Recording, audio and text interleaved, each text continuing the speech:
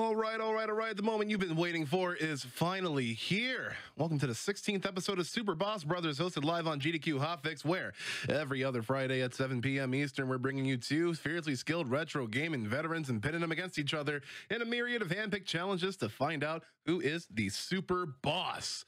But before we introduce these two new players and get a little bit into how the show works, let's gloss over a couple GDQ announcements that you at home that should be aware of. Like, I am extremely hype for SGDQ 2021 online. Remember, SGDQ 2021 online runs from July 4th through the 11th.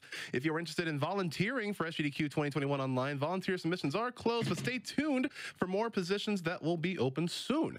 They'll be posted on gamesdonequick.com when they're open.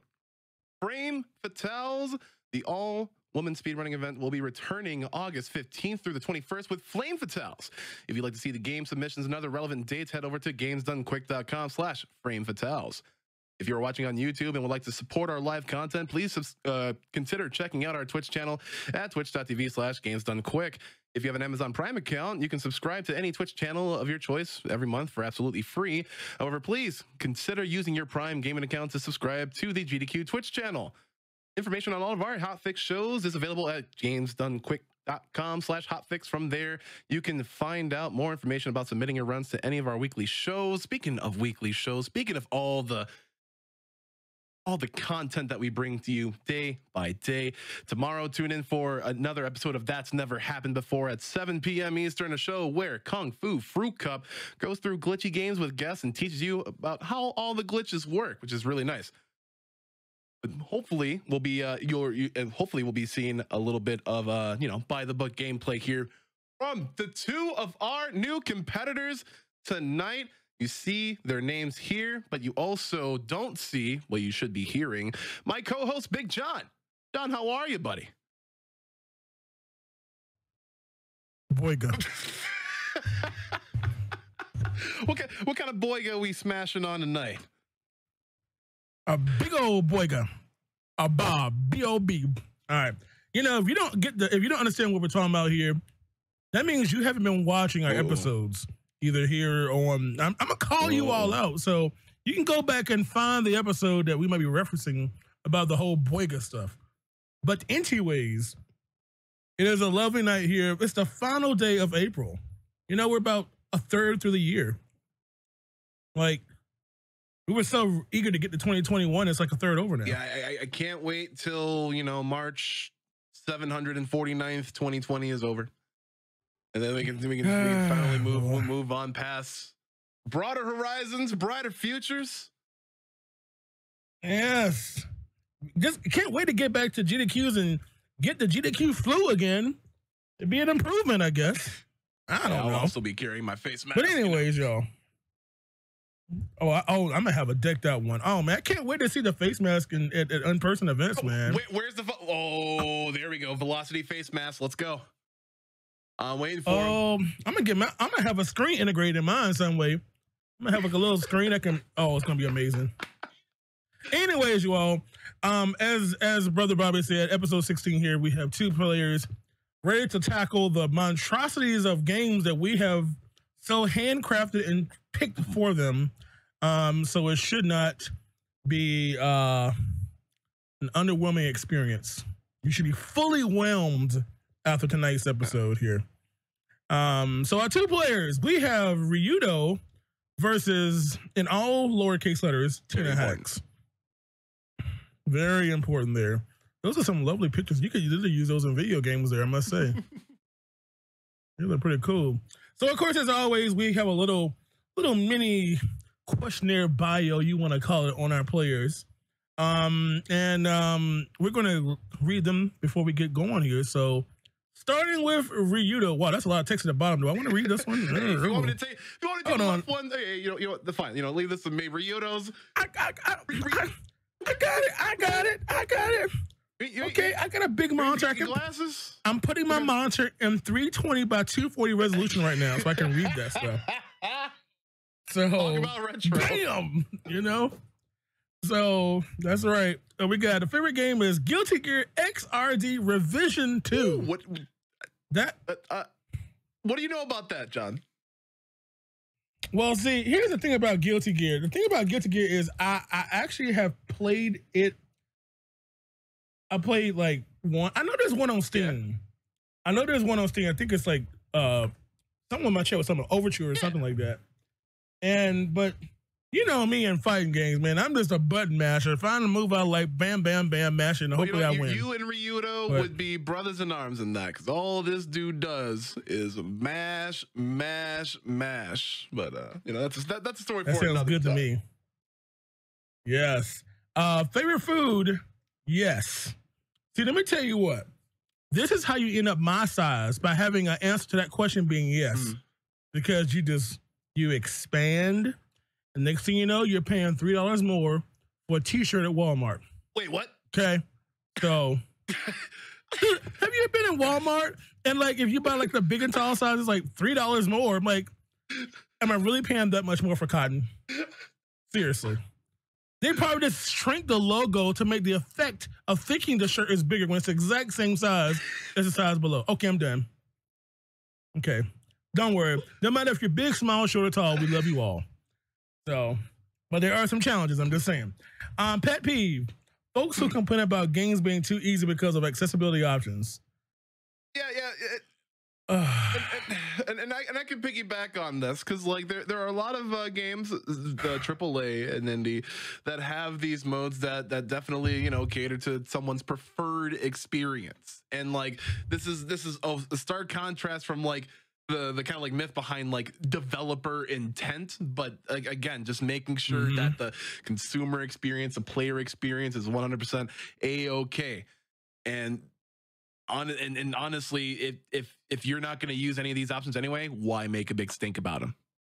You know, that's exactly you play right your there. way. By the way, shout out to all those indie developers who are working hard, provide games that are better than some of those AAA titles, I must say. You know, and let me go get my pacemaker for this one there. All right, so how much wood? Look, first of all, I gotta read the question. That's the hard part. How much wood could a woodchuck chuck if a woodchuck could chuck wood?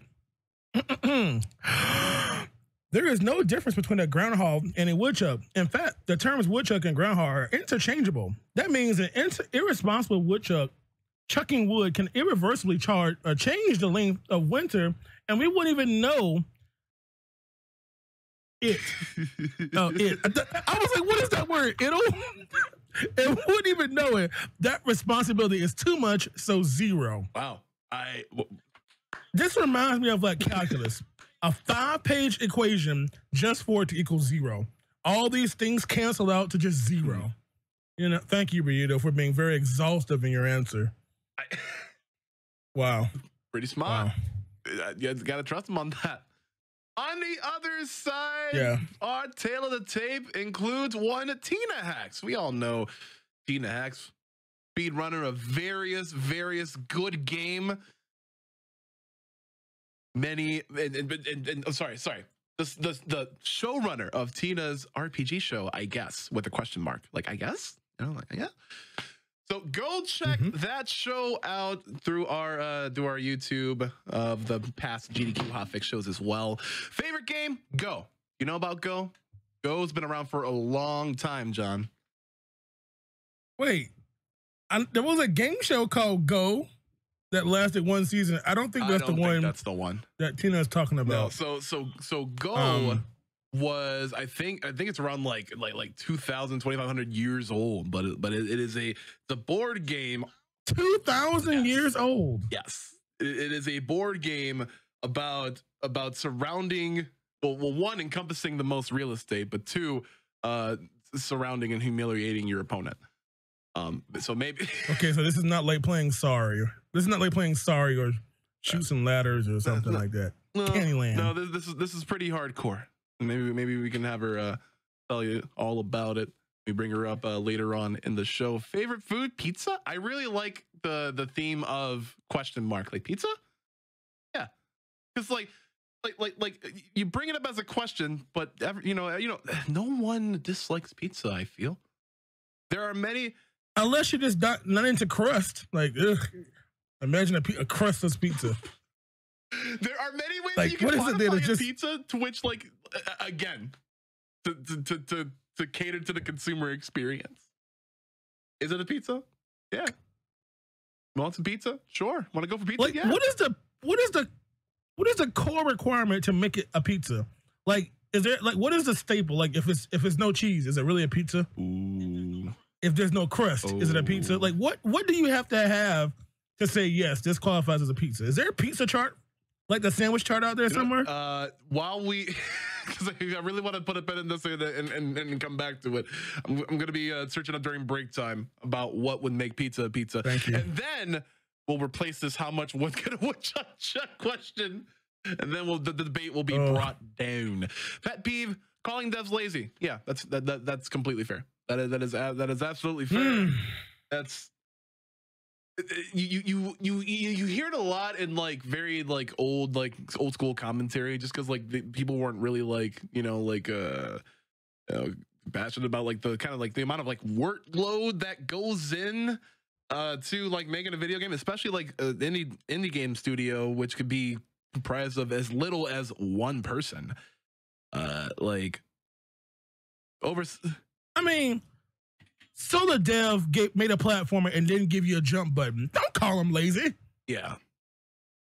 Okay, you maybe wouldn't then. have been able to jump without that A button. I'm just saying. All right.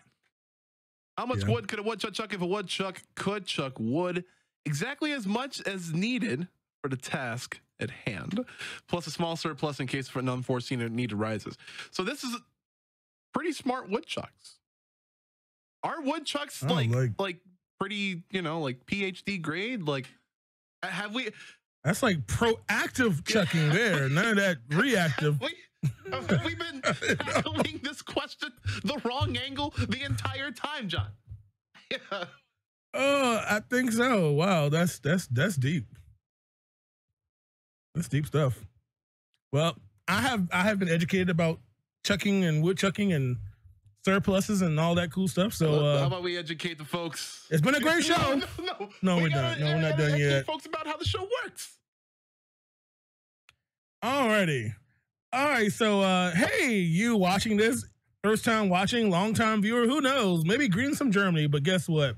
This is how the show works. We have these two players who will be battling it out in 7 games here. All right. In round 1, each of our 3 games is worth 1 point. In round 2, the next 3 games are doubled at 2. And then, of course, the 7th game that hopefully will decide it all, we worth a whopping 4. That's 1, 2, 3, 4. Eins, zwei, drei, vier, and uno, dos, tres, cuatro.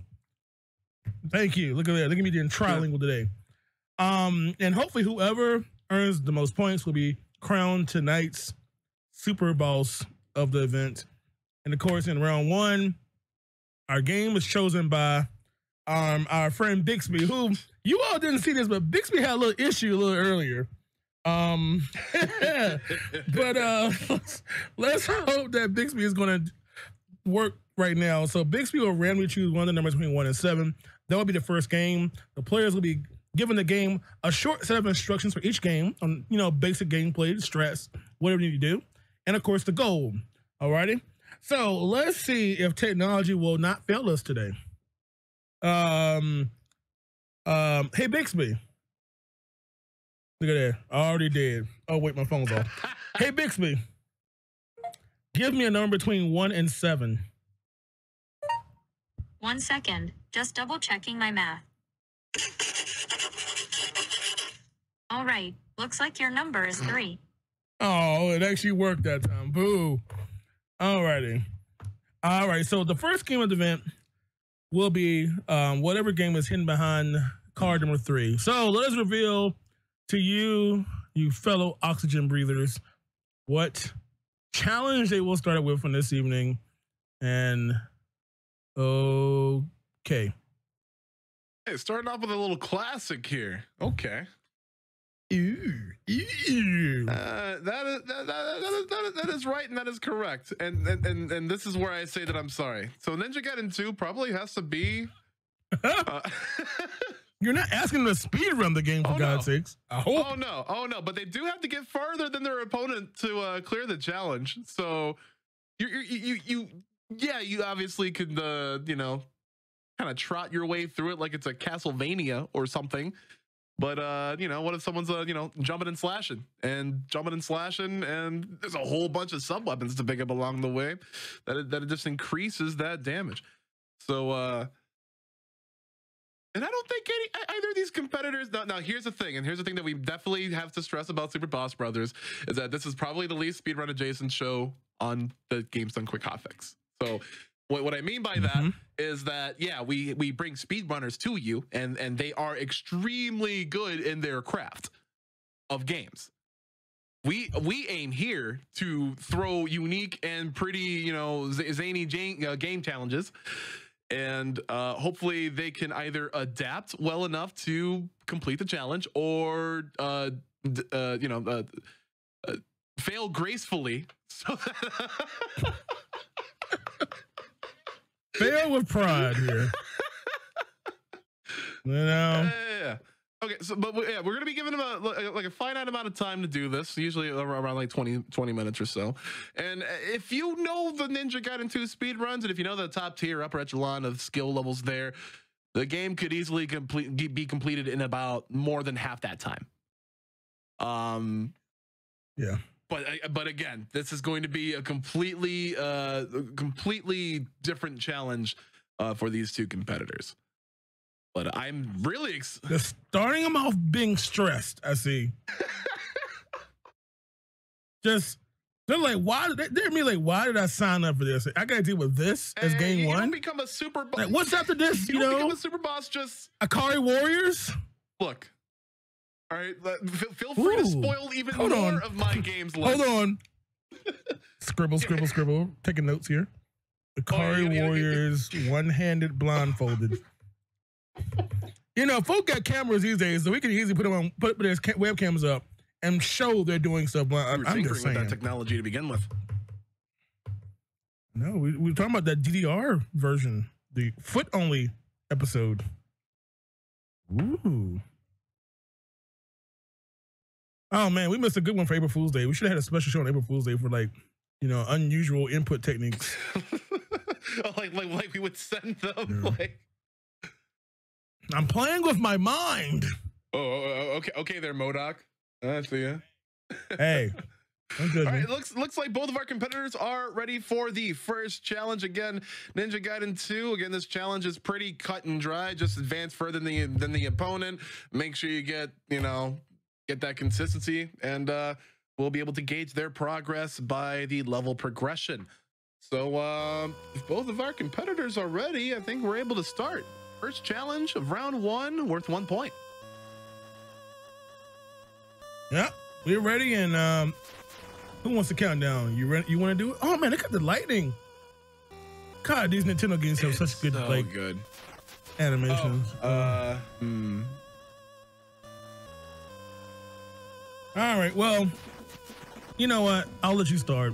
Age before beauty, or something. Just want to like relay to both of our competitors that there are cutscenes to skip. Cutscene skip with, I think, starter select. But you know, with that in mind, I mean, I love these cutscenes, but hey, we're try to get as fast as possible. But yeah, let's count on down again. For delay reasons, I'm gonna give a gratuitous countdown from 20, 19, 18, 17, 16, 15, 14, 13, 12, 11, 10, 9, 8, 7, 6, 5, 4, 3, 2, 1. Fight. Oh boy. All right, and they're dead. No, they haven't. Not that quick. So, but yes, the music, of course, you know what? The thing about Ninja Gaiden is the fact that, man, this guy climbing up anything is like one of the most worst villains. Like, he just doesn't go up. You have to if you played it, you know what I'm talking about. It's very, very awkward to me sometimes. So yeah, but, the optimal way of climbing through up those surfaces is definitely not just holding up, right? If you see other people like JP or Arcus speed run this, they'll have that sort of wiggle technique. Like when you jump, you kind of get that little bit of a boost in the air before you latch on, and then and then you have to completely like repeat that like in a really fast succession. So like wiggling that like NES D-pad, that brick controller was, I mean, I couldn't do it. Like not consistently, not like how these folks do. You have to adapt. You have to adapt to the controller there. But yeah, you have the things. Of course, you have all the, for lack of a better word, orbs all over the gameplay that gives them obviously power-ups you can get. And of course, you have a little meter there right below your timer that shows you how much or how many of those you can use. You've got, you know, your fireball, you got your invincibility, you've got the, I forgot what it's called, the carbon copy thing, when you have like a duplicate of yourself. That has a name, and I don't know it. I feel bad. I should know this. I think, but I don't know the exact name either. I just call it like the copycat or something. Yeah. So first bosses, usually this is a lot of boss games are very mash heavy, like the early ones are sure, and of course, the lovely explosion effect that lasts way too long for my taste. But I think it's actually counted with score. Paul is doing that. But Tina Hacks is already on to our next stage here, stage 2-1. And look at that parallax scrolling right there. Isn't it beautiful? So great. Like it reminds me of like rather like the indie games that have come out like as of recently, like say like Bloodstained Curse of the Moon. Like this also has a train sequence with like really nice parallax, and like you can just really see where a lot of these indie devs take a lot of their inspiration from, especially when they're doing like, you know, retro-esque gameplay design and all that. Yep, and there's I saw a little taste of the copy ability, the little fire, which is basically invincibility as far as I'm concerned. And so far so good, pretty close there. Watching out for that knockback, because Ninja Gaiden is known for that awful knockback. No damage canceling here, you know. And up or the knock boost. Look at it. Look at Tina Hacks doing some Castlevania stress, the forward boost here. Yeah, like it's still a retro game. There's still some but here's where you got to be a little bit careful, because in this level you're gonna have the wind move with you and against you through certain intervals at a time. But the save! Wow! What? Oh, Tina!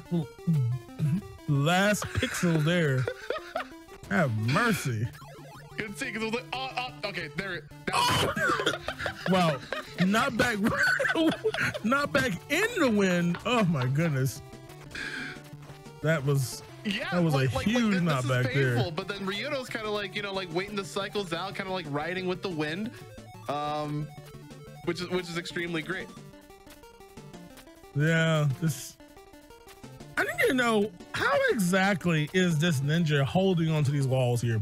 I mean, we talking about this like toenail and fingernail power here, or just like ninjas have like claws and greaves that they would like wear to, like, you know, have them scale these rough surfaces like this. Like, I'm just wondering, you know, or is this the question I'm not supposed to ask? Just look, okay, it's a Nintendo game. Don't question it. I mean, it just does it because they programmed to do it. I feel with like with the 8-bit aesthetic that they got going on for Ryu Hayabusa is that like they made the sprite look extremely bare. However, I don't think it's like extremely bare, because like again, like you can't have someone grow like long fingernails and expect to, you know, climb Mount Everest and all that, you know.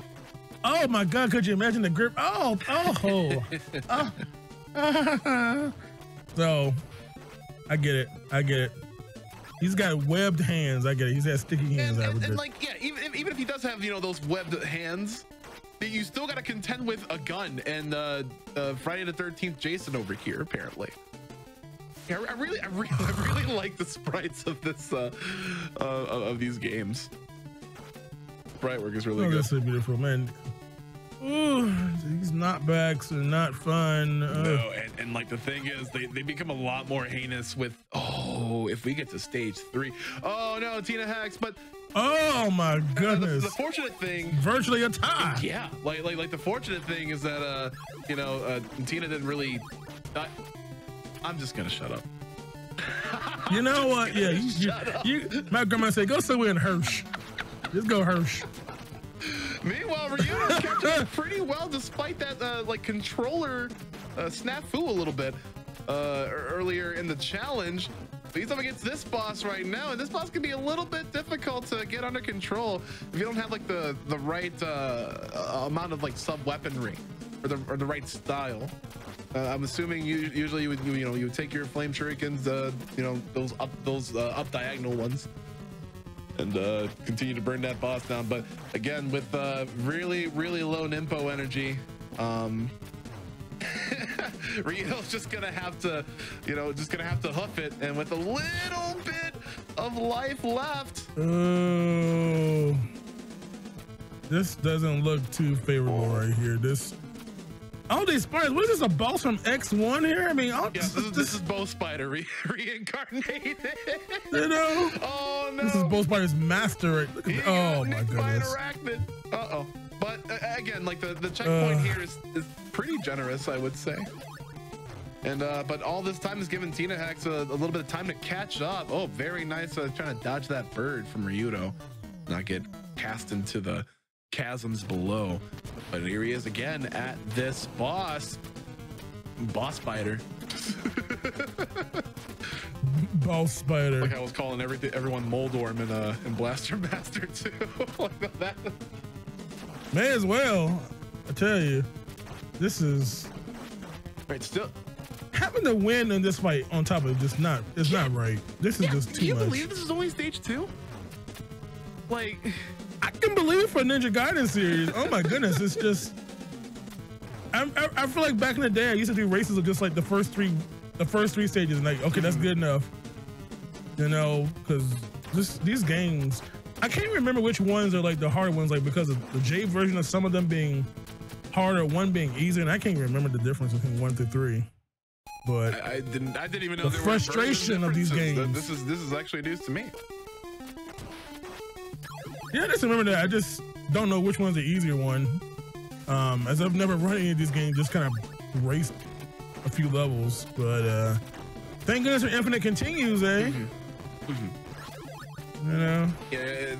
Thank goodness, like this game didn't go toward the like arcade, like the arcade home experience. No. Hands up in the air, free fall. Yeah, I think he was trying to do that little like wiggle climb that we were talking about a little bit earlier, because it is a speedier way to climb up walls. Like, oh my god. Oh my god. Rocked. That is ridiculous. I mean, when you get knocked back into the win, that's just ridiculous. You have no chance. No. Okay. So, oh my goodness, pushing the pixels again. Oh my god, hit forward. What? When you sit at the top of these ladders, it just looks so silly at times. You just climb, you just climb up. No, you have to like jump up. Tina Hex, how is she going to handle this? Well, it looks like she's got the little doppelganger double. And yeah, she looks like she has a nice sense of like how to dodge like the spiders. Just got to get like the climb a little bit early. Not gonna be able to get it this time.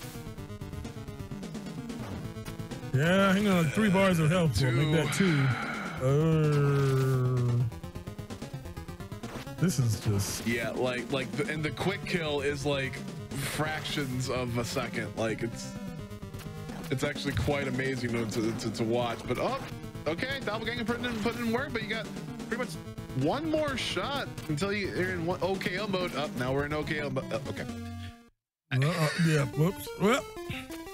By the way, shouts out to the NES not actually like lagging with like 8 spiders and snow pellets and sprites and a boss and a player all active. I'm definitely shocked. Works when it wants to. You know? Oh my goodness. Yeah, this win mechanic is so rough. Cause this becomes way more of a precision platformer than is led on just because of this, honestly. Yeah, this is. Ooh. Can't even get over to the boss up there with that win. 2 hits. One bar swipe. Look, Tina was doing nice with just bounce off the spider. Bounce off the spider back onto the wall. Like, looks like she's got a little bit of like rebound technology. A little bit of bounce back there. There we go, a little bit of a nickel and dime as well, giving Ryudo all the time to catch up. As we're more than halfway into this matchup, and honestly, I kind of expected this to happen, because stage like this stage is pretty difficult, especially if you're trying to like do it with the intent of doing it fast. Oh boy. I want to see stage 3. It's so close. No!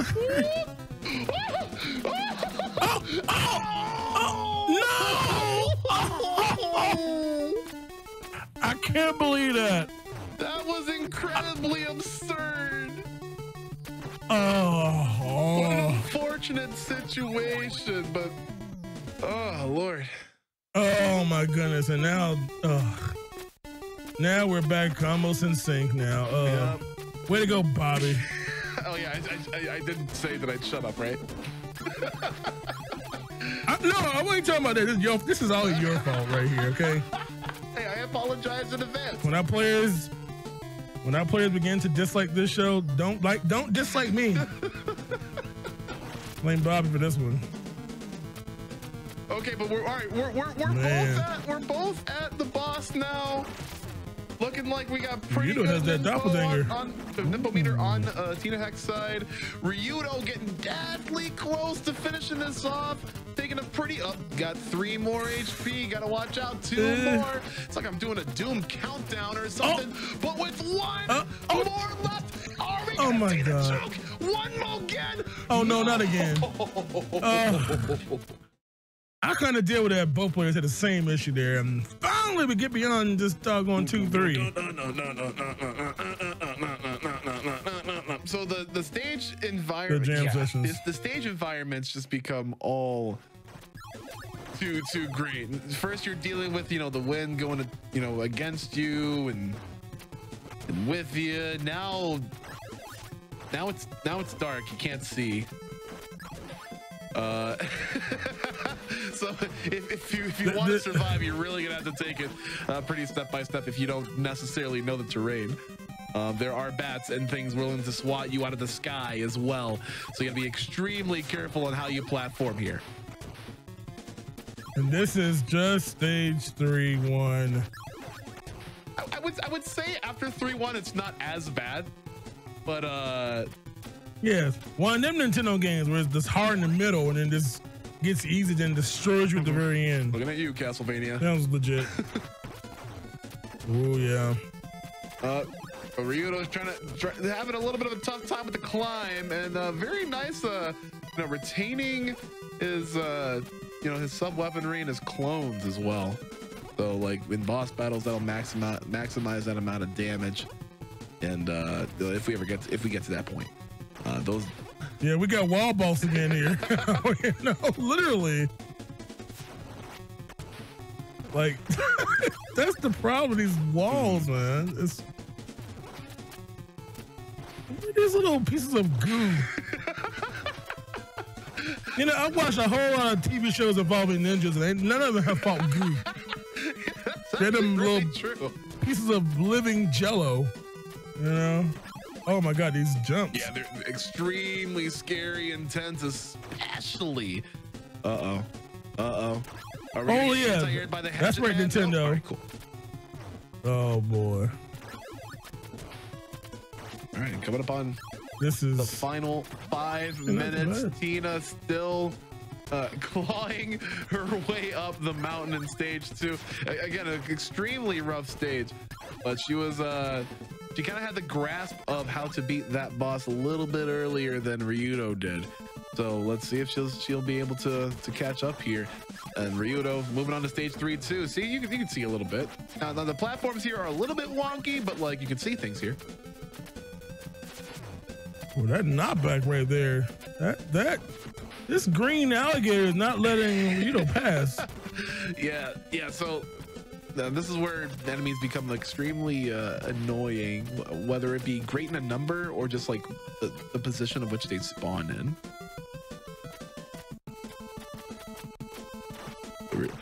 Oh my goodness, I would have so gone down right there and died. I was trying to figure out which way do you go there? All right. Oh my god. Oh my. Meanwhile, Tina Hack's back right at there. boss 2, getting a little bit of nimpo, get some early damage in, but super low on that health. And so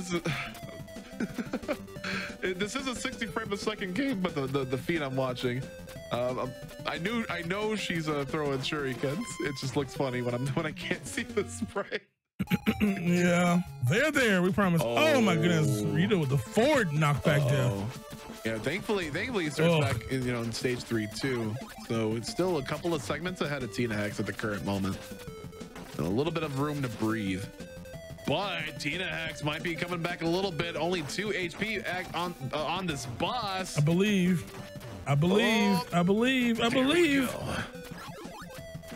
Oh, Oh, we'll love to hear her sigh of relief right then. I tell you that. All right, and then with about 3 minutes, so like here's the thing: with 3 minutes left, there's definitely time for Tina to catch up, especially if Ryudo does not progress in the way that he wants to. So things are still incredibly tense, but Tina's got to work her way through a lot of things she can't see. Oh, and Ryudo with that bump. Man, I feel like a lot of the deaths are most of the deaths are basically from knockback kills here. Precisely. Yeah, just look at that. I'm sorry. Did I remember that? Yeah, like if Mario gets damaged, he loses his hat or something like that. But if Ryu Hayabusa gets damaged, and what happened there? Just walk up a staircase. See, that's some Castlevania mess right there. Down on staircases, just walk off and plummet to death. Oh, absolutely heinous. Ridiculous.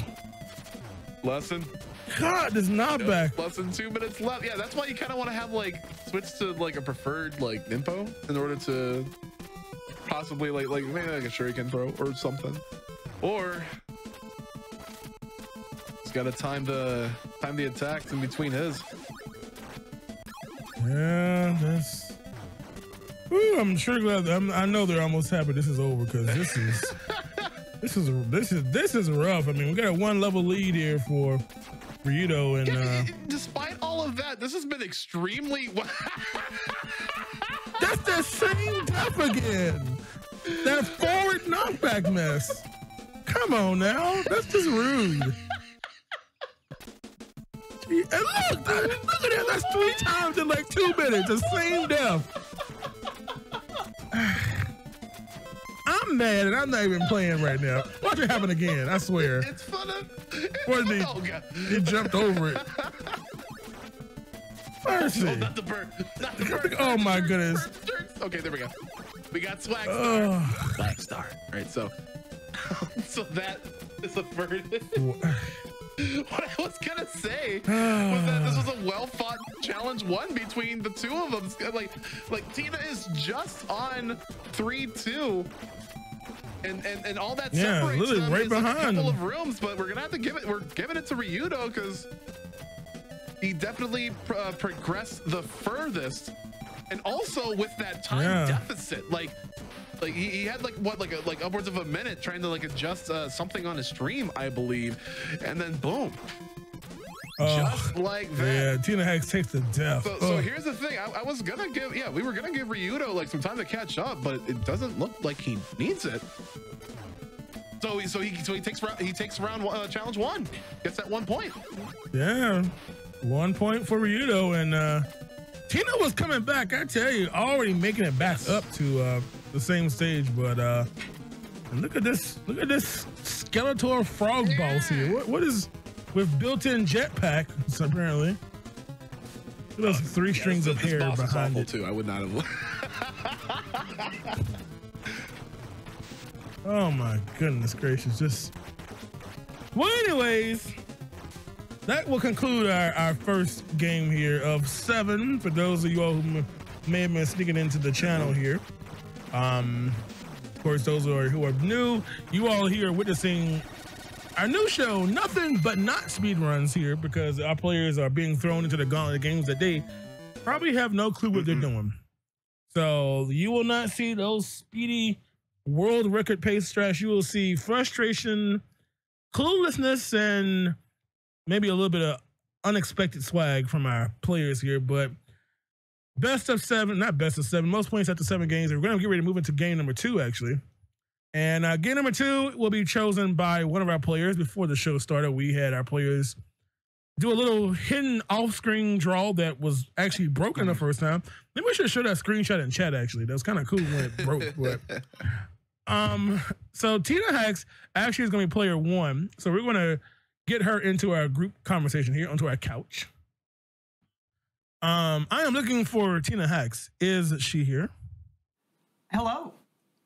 Hello. Welcome to the stream. How are you doing?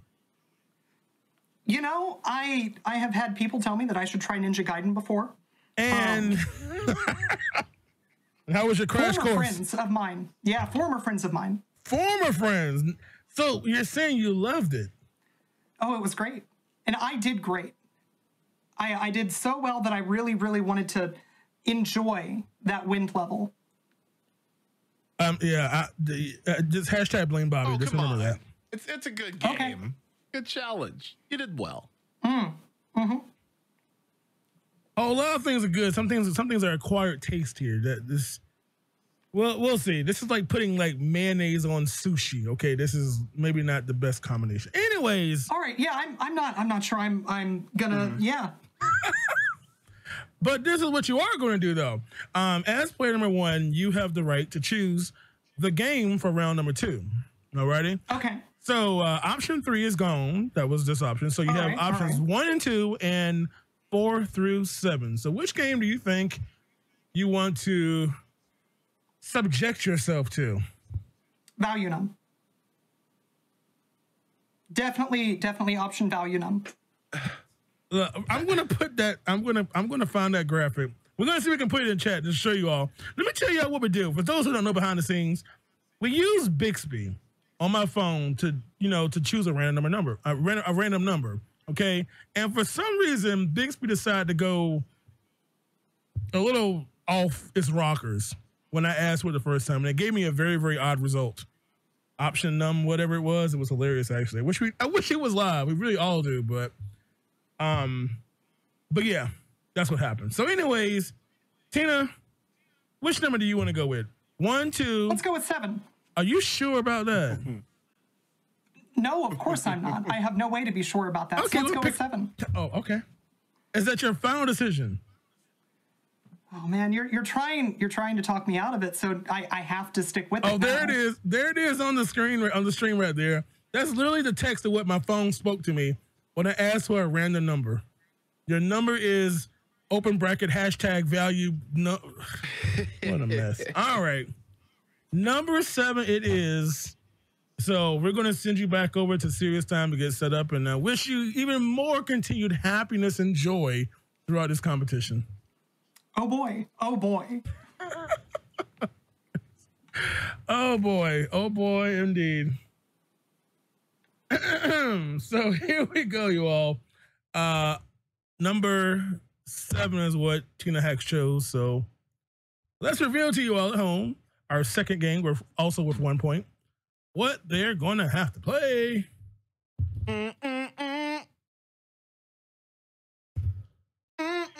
See, this is like it's like my generation, but kind of it's somewhere in between. I think. I definitely was around and conscious and was able to retain memory when this. Conscious. I was able to That's a good retain thing. memory when Darkwing Duck released. All right. Like the original series ended in I think like 92 or something. I was born in 93, but there was definitely like a lot of like reruns on Disney channels and all that stuff. Hmm. Yeah, by 93, I was already filing for healthcare insurance or whatever. I'm old, But interesting enough, this looks like the Game Boy version. We're not on NES here. We decided to roll to the handheld. It looks like. That's right. That's right. You're gonna get a lot of. So this is how. I don't know.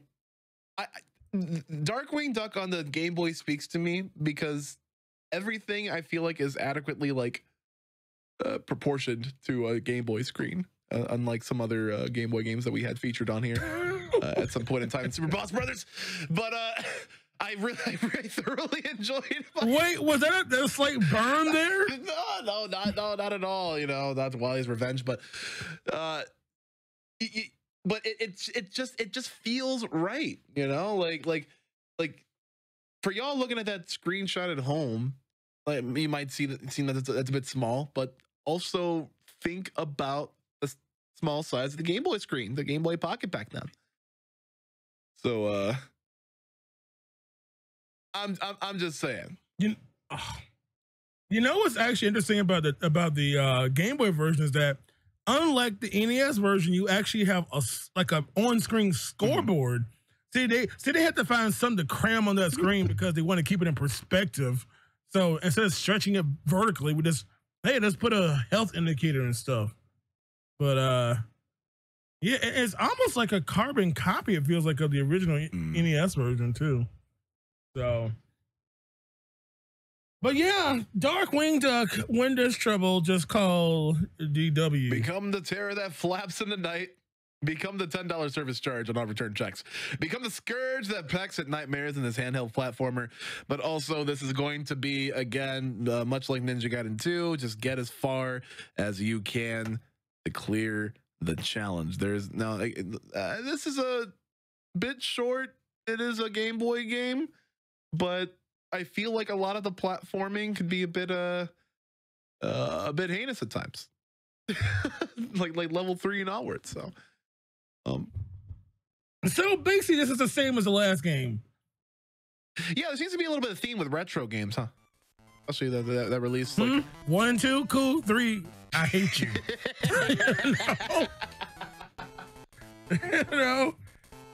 Oh. All right, but hey, maybe that's the thing. But like Mario 3, though, Mario 3. The third level is the water level. No one likes water levels. Yeah, again, like there's gotta be like that recurring theme. Like, I see. All right, y'all. Well, we got another Capcom handheld classic in the guise of Darkwing Duck. And again, this is gonna be for 1 point. Ryoto is ahead by 1. Tina might be able to tie this up with the duck. Hey, John. Yeah. If you're so kind. Well, kindly.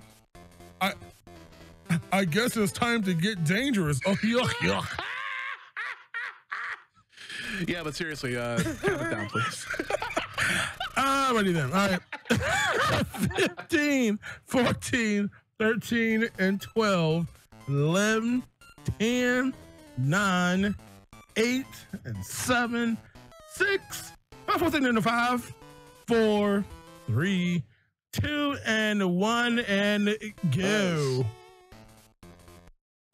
I think there are some like preliminary text to mash through as well, but this game looks so good. Oh my god, look at his eyebrows. It looks so good. So this one, do you choose the level you start with on this one as well? I'm trying to remember because yeah, you can. Yeah, it's literally a carbon copy here almost. Ooh, I hope they choose the same level. Yeah, the way that I played it, it was just like from left to right. So typical, left to right. Well, when you're speed running, it takes less time to pick the. Oh my goodness! Here we go. You're losing 8 frames by menuing to the right. Find a line. But yeah. But as you can see, this is extremely crisp platforming. The damage boosting isn't as heinous as in Ninja Gaiden. But you do have a finite amount of HP that you gotta tend to. Okay, you want to talk about sprite size? Why in the world is the power up bigger than Darkwing Duck himself? I think it's huge. Because I feel like if you would shrink that down, then you wouldn't be able to make out what it is. I don't know. Tina Hacks is testing gravity already, taking a dip. So. Ryudo. Okay, so the hooks. Okay, if y'all haven't played this game before, you have to press up to grab the hooks. And if you kind of miss the hitbox of the hook, you seemingly look like you fall right through it. So they're a little precise on the NES, but I don't remember how accurate and precise they are on the Game Boy version. Yeah, you just grab. He just grabs everything. How does a duck grab the bottom of a platform? They look not. Does he have webbed hands? Wait, first of all, why does he even have hands? Ducks don't. Never mind. I've gone too deep already. I'm sorry. I'm like Darkwing. You know, like this is Darkwing Duck. You know, he literally has to tell you every time he flies on scene. At the reward of him getting actual hands, I guess. How did he get hands? I need to understand this lore here. Isn't there a reboot coming out? There should be like a little story, some lore, some like, you know. All I can say is, please let it be a cartoon and not be like a live movie with no. Like, I don't want like the Simpsons and like human areas, like that one movie, the movie when Homer just fell into the real world and it was kind of awkward looking. I'm trying to imagine Darkwing Duck the same way. There's been some that like did it right, like that have like hybrid of like real life and like, you know, CG animation, or like the new Tom and Jerry looks like pretty all right. I see it. But imagine it being like the original concept of the Sonic movie. You remember the original Sonic? I mean, I'm just really glad that was, you know, people were the people there were cognizant of the decisions that they made, and you know, Sonic looked more like Sonic. Oh my goodness gracious! So it's the same boss here. The random creature dropping stuff. Yeah, like the boss challenges are like, I'd say pretty simple.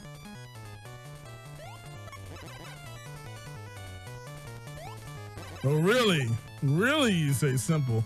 This is giving me like Kirby vibes here for some reason. I feel like you can control Darkwing Duck a lot easier than you could Kirby back on the NES days. I don't know about you, but when Kirby started like sucking in the air, it became harder to control actually. Yeah, it's just like, oh, I've been told in this version you don't have to press up. I could have sworn you pressed up. Maybe I had the beta build. Oh no, Ryudo just taking a little bit of a dip. Oh my goodness. And he's gotta be aware of his life count actually. Player times 01. Oh boy, you said this was easy, right? I said it was simple. I didn't say it was easy. Can we go back to the videotape here? I think I said it was. Yes. Abba dabba do. So it does seem to be a little slower, like we're running at like 28 frames a second here or something. This is Game Boy hardware. I would and your point. It's not NES hardware. That's all I got, man. Oh, okay. That's all I got. Well, I'm just saying. I mean, isn't OOT 20? Okay. Anyway, I'm just saying. I don't know. Oh no. You know, as much as I love Nintendo, this is actually a pretty tense situation. I like the weaponry that Ryudo has, but now he only has 2 chances to make things right with this boss, or that's a game over. And I think that's back to the beginning of the stage. So he's gotta be really good. Careful. Oh my goodness. Meanwhile, Tina. Hey, there we go. But there we go. Tina is There like you right go. behind Ryudo, though. Job well done. There you go. One stage completed for Ryudo. Will we have a game completion? Nah. Maybe. If we believe, yes, but you know. All right, Tina just starting on this boss fight a little bit fresh, which is really good. And yeah, you just gotta dodge the falling debris or banana peels or toupees. You know what? I feel inspired that the next time there's an in-person GDQ and I go, that I announce myself upon entering any room like Darkwing Duck. I am Big John. That's right. And not just announce it, but I'm gonna literally have a cutout of a speech bubble. I will hold it above my head while I'm saying it for the true experience. Are we gonna have a good like cape and all that too? Or yes, I'm gonna find me a black and gold cape and whoop. Oh no, that's right. Maybe even with a sound effect too. Incredibly meta. Just take your Go XLR with you. Yes. Hook that up to like a speaker. I'm gonna find some way to connect to my. I'm gonna connect it to my cell phone. Find some kind of. You know, there's a lot of smart programmers in this chat. If I can find some way to connect my XLR to my cell phone, oh, it's over then.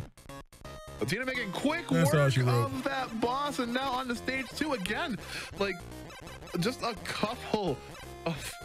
I'm sorry, I'm just looking at this enemy. You see that? It's like all of the juice. It's like a Kirby just like sinking itself into the ground. Just Matrix to death. He's gotta watch out because he only has one life left. That's right. Ooh, I was like just iframe through it, but still took 2 hits trying to run away from it. And oh, that looks so uncomfortable. Oh my god, the bubbles, it's not even moving the same way of, oh, that's scary. Hey, one up.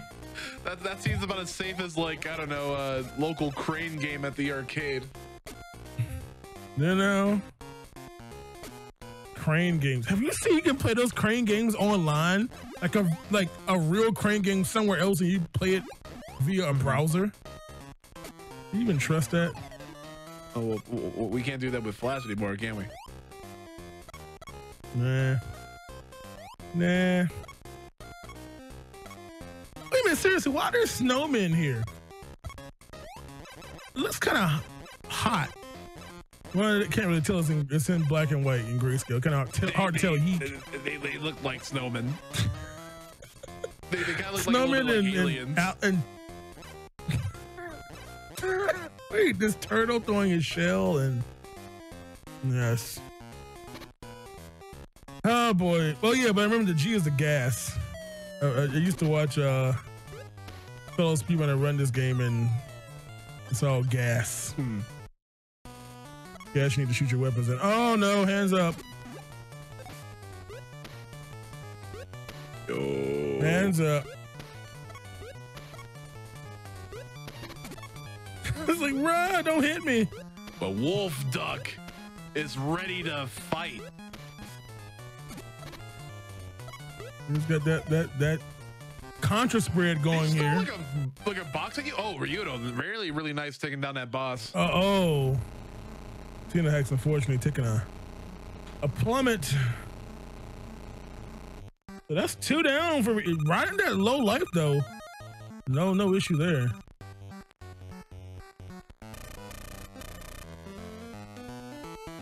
So Ryudo has 1 major stage left here.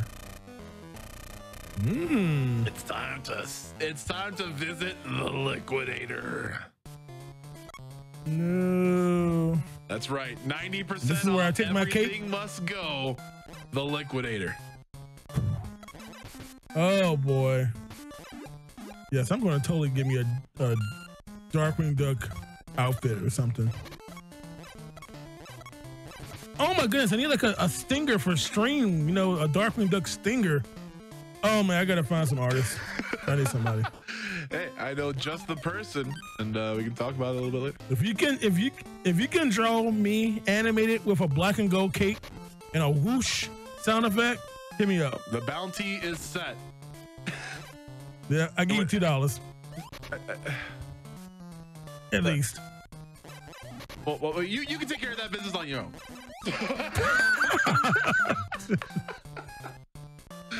Nah. Oh, there we go, Ryudo. Anyway, ooh.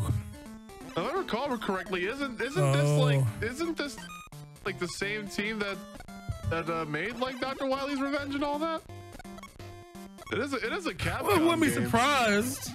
You know, I mean, they shrunk down the sprite a little because you know people like you were like, oh my god, that sprite's too big in ratio to the screen size. They like learned and evolved on their games. Hey, that's great enough. But see, they're trying to keep youngins like, oh, they do wow, the Castlevania kill plane scroll thing. Yes. That's why I said hashtag blame Bobby. Okay. Ready? Well, I mean, like, that's never happened before. Speaking of which, tune in tomorrow. But see? I see what you did there. Oh my god, why is that even a thing? Well, you know, I would imagine there's not enough memory to keep that in queue or knowledge because, you know, I mean, look at the game. It's like Mega Man scroll. Okay, now focus on the screen. We only can remember things left and right, not... Can you even walk backwards in this game? I actually don't even know. Oh, just like Mario 1S. Once you go right, you can't go back left. That's just like what, like tasks left and right at the same time? Well, yeah, I'm just wondering. Can you please get up? Why are there even bananas here? There's no... Well, I guess they... Literally, if there's an enemy, hey, I can get you while you're down. But seriously, why? I mean, these days are like 5 seconds. That's ridiculous. Oh, we got a couple boy. more minutes left in this challenge. Ryudo with a valiant stride towards the liquidator. Hopefully we're able to see that with the next couple minutes, but very, very strong start for Ryudo for round one. Yep.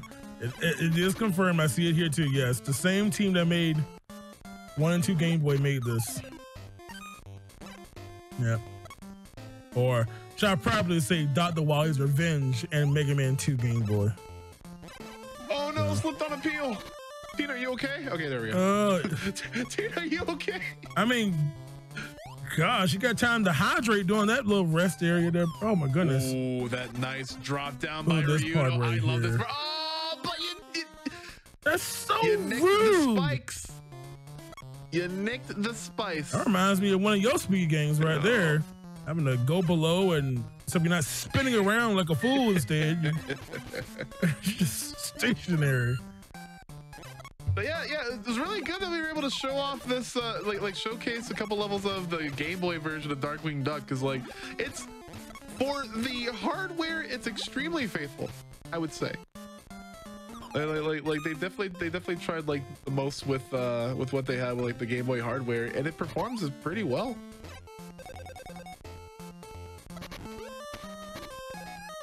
Oh boy.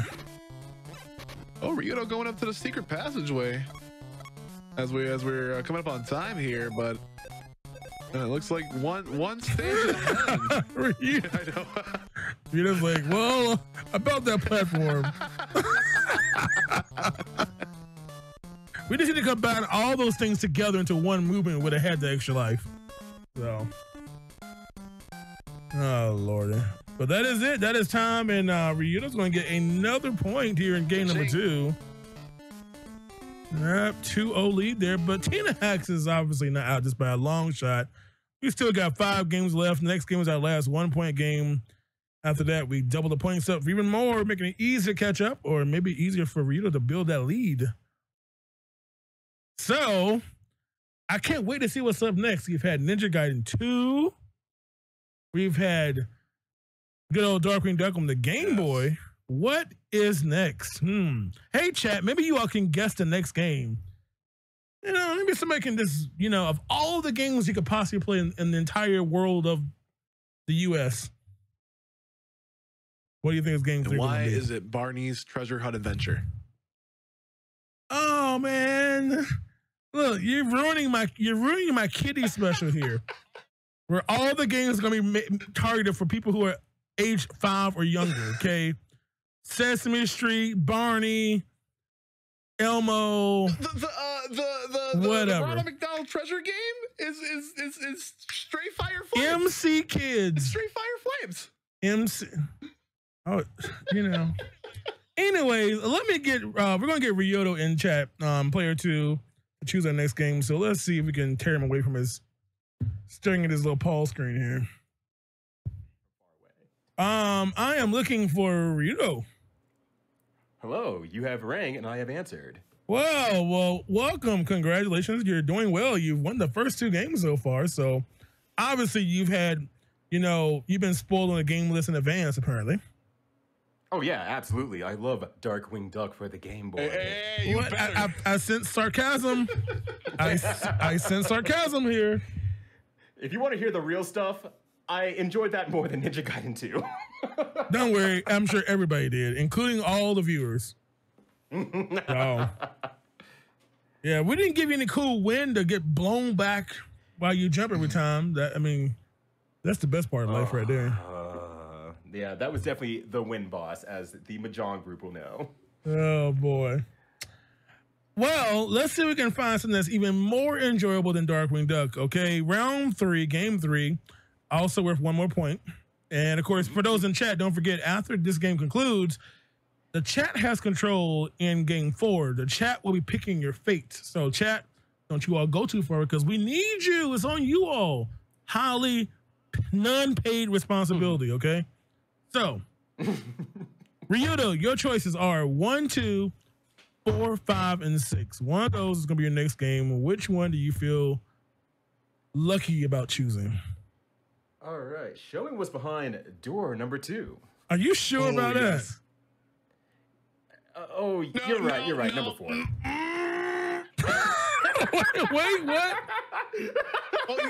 You know what? Hey, don't with him. Are you sure about that? We are going to give you a one-time only shot between 2 and 4. Which one is it going to be between the 2 of those? Or you can take what number is in my hand. Oh.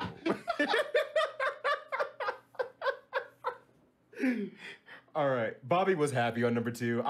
He brought me on here. He got me to do this. I owe him 1, but only 1. So we'll go for number 2. I thought he was saying 1. Okay, he's going with 2. Okay. All right. Is that your final decision? Absolutely. All righty. All right, y'all. 2 has been chosen, so we're going to let Ryoto go back and get set up. So again, hey, go for the clean sweep in round 1, maybe. We'll see. Hey, thank you much. All right, good luck to you. You'll need it. Oh my, here we go. Mommy, Bobby's scaring me. Hey, y'all. Look what game this is. It's snack time. That's right. Once you pop, you just can't stop. There's someone I hope that's in the stream right now. I really hope that I'm sure you know exactly what I'm talking about. Yeah.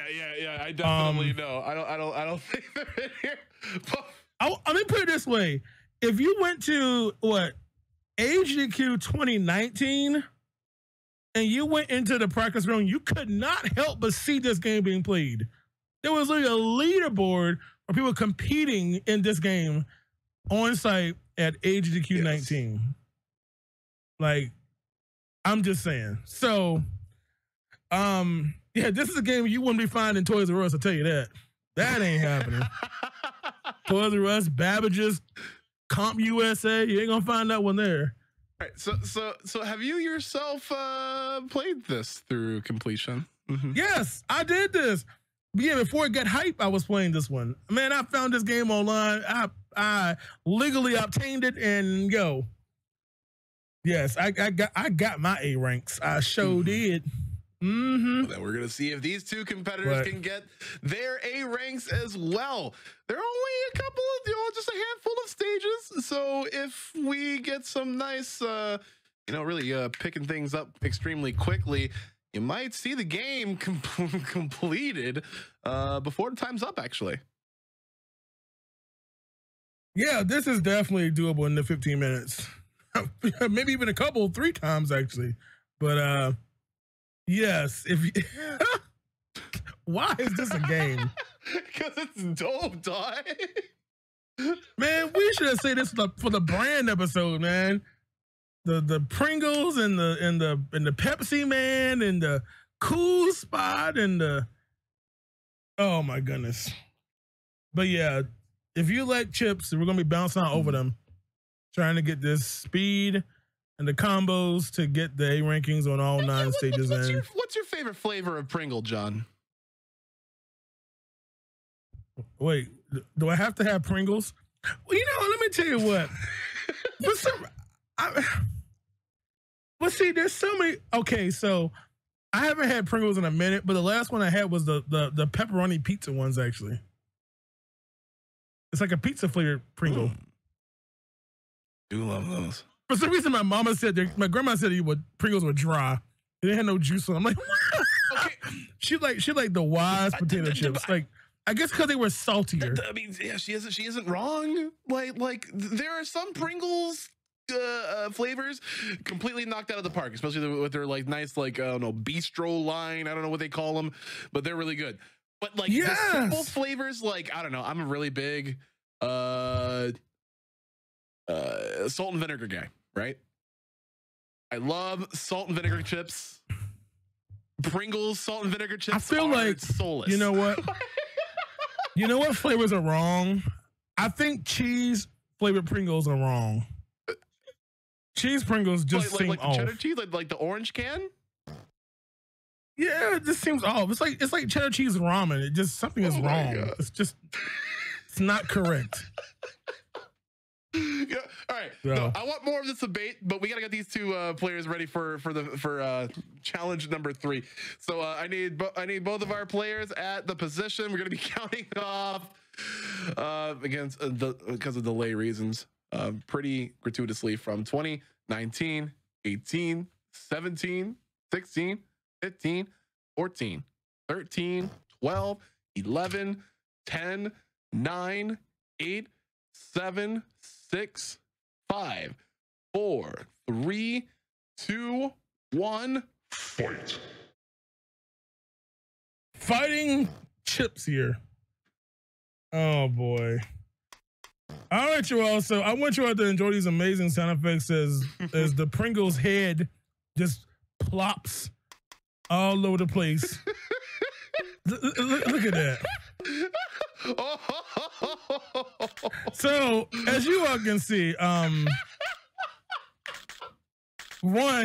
I have to worry about Bobby's consciousness here, and I don't know what word I said, consciousness, but nevertheless, the goal, of course, is to get A ring, so you need to basically get a combo of all the chips to do so, and without obviously touching the cans. Yeah. And we can make it happen here. So, of course, very quick reset, because if you miss a chip, that's not going to happen. It's literally, again, once you pop, you just can't stop. You don't stop. You can't stop, or else you do not get the A rank. So I just realized, though, Lay's Potato Chips has had that motto, Lay's Potato Chips bet you can't eat just one.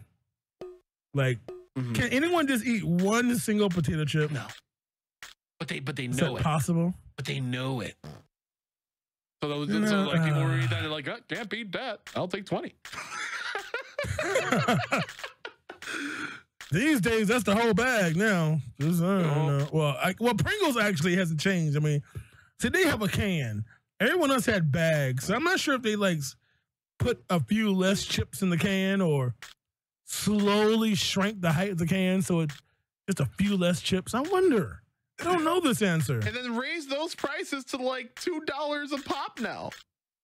Okay, Bobby, I ain't know things. How many chips are in an official can of Pringles, a standard size? How many chips is normally in a bag? Is this trivia? I do not know this. This is like a question that someone probably asked on Who Wants to Be a Millionaire. Like, how many chips are in a standard can of Pringles? 48, 64, 36, or 72? I feel like I should know this. It sounds like 64 seems like a correct amount. I don't know. This is the kind of stuff that you can literally win millions of dollars, but for that really random knowledge. You know? Yeah. I don't know the answer, actually, and I need to go look it up. This has got to be like a 2,500 millionaire question. Like not beginner, but. See, now I'm thinking about all the other like the potato sticks they used to have back in the day. They were, they were like long sticks of potatoes, just like this, but they were potato sticks instead. So, oh look, the person I'm looking for is actually in chat now, so I'm now happy. So what was the number? I have to go find this out. I don't know. I don't know what the number is. I was just making random multiple choice options.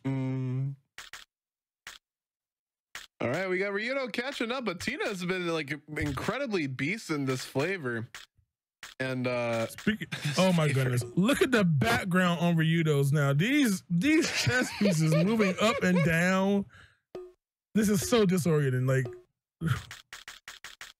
oh my goodness. Don't. No way. Oh my goodness gracious. This game can get to you. This is a GDQ staple. Like we could just say. See, back in the day, it was all about Strider GDQ. Like SGQ 15. Before y'all even saw it on the stage when they did that the live learning. But that was the game back then. And then, as I just mentioned, since Sex Rex is in chat now, I'm telling you, AGQ 19, dude.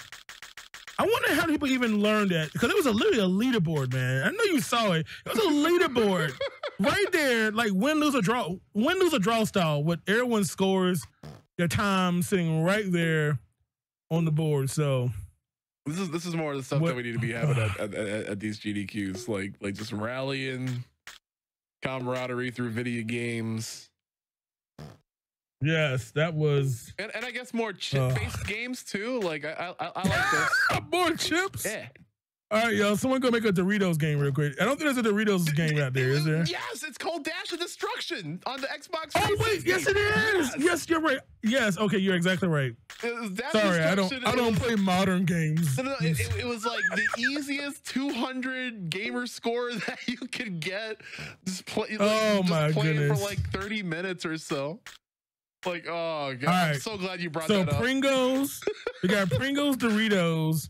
We need Funyuns. We need Combos, the fighting game. I know there's a checks game out there somewhere. Not to confuse all my Chester Cheetah games, but that big combo, you missed the one at the very bottom. Oh, that's unfortunate. Yeah. Oh my goodness! We got a Cheeto game. We got Chester's Quest or whatever it's called. Chester's Quest. Look, because that was literally ran. But that's what I was talking about. See, Sex Race is so popular right now because when I first met him, it was at AGQ 14, and that was played during that event. Had the whole outfit and everything. Mm-hmm. Now we gotta find someone to play this game in cosplay, like dressed as a potato chip. Can we make that? Just one single chip, not the whole bag. Just a chip. Just a partially broken off chip. Cause the bottom of the can, them kind of broke up little pieces of chips. So we got if we get 21 people to cosplay as a chip, do we call that a serving? Like no, and did we? My man said a serving. But then we have one person who's the bag, and the outfit's big enough that all the other chips can go inside the can. I mean, like they can just really stackables. That's what they were. Oh my goodness, yo! The next in-person GDQ is gonna be lit. It's gonna be all these random flavors of Pringles walking around in outfits, and I'll be down. I'll be the plus size can. When it says like 20% extra, I'll be that can. So, I'm ready. All right, let's see what's on the board for. Oh, I think that Ryudo's a stage ahead. I believe. I didn't get a chance to see Tina's board. Yeah, I saw 5 there. Yeah, 5 A's. Oh my goodness. This is I'm getting awfully hungry right now. I don't know why. Oh my goodness. All right, let us see. 1, 2, 3, 4, 5, 6. Never mind. Tina has been beasting. Yes. Absolutely beasting. Ryudo no slouch though. He's been extremely competitive throughout this entire first round, taking the first 2 games. Yeah, this is oh no way. Why do food games just bring all the hype? What is it about food? I mean, even as a streamer, you ever realize how active your chats get when you start talking about food? What is it about food? Food is everyone good. loves talking about it. Remember Ryudo's answer? Food? Yes. You know? Yes, food am good. There you go. Oh, it's 6-6 now. Oh boy. Man, look at that lovely vegetable fruit in the background. That's on. And look at that water effect. Oh my goodness, it's so advanced. See, I was gonna ask if you folks were tired of the popping sound, but I don't care. the popping sound is so iconic. It's so Pringles that if you do not appreciate the smallest things about Pringles, there's no saving the conversation. Oh my goodness. Everyone's weekend is so much better now because of Pringles here. Ooh, 2 stages left for Ryudo. Ooh. Yes, this is.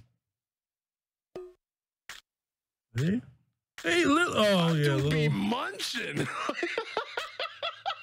Hey, man. Oh my goodness, I am. Imagine bouncing all the way back up from that one little chip. That'd have been hilarious.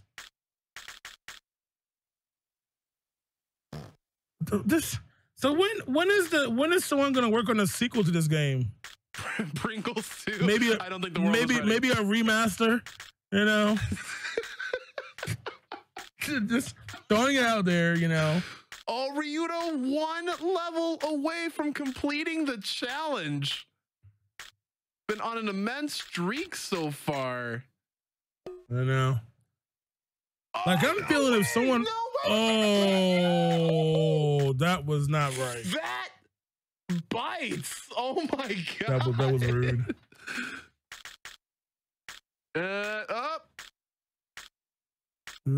Up. Maybe back a little too far there. Yeah, like this is so tense now. That one stage here. And oh boy. But no, seriously. I feel like with the proper tweak to Pringles, like, hey, I want to be an indie developer. Give us the rights to make our next Pringles game. But I feel like it can happen. You know? Just saying, embrace the power of social media. Don't. Oh, Ryudo. Oh, no. No way. Oh. I think he missed that first chip on that huge vertical path anyway. But man, it's just. Now you've got to control. Does this guy even have a name besides like head or bouncing? I don't know. Pringle guy. The nameless head. Oh my god, this is so close. It's the same level. Yeah. And they both missed that first one.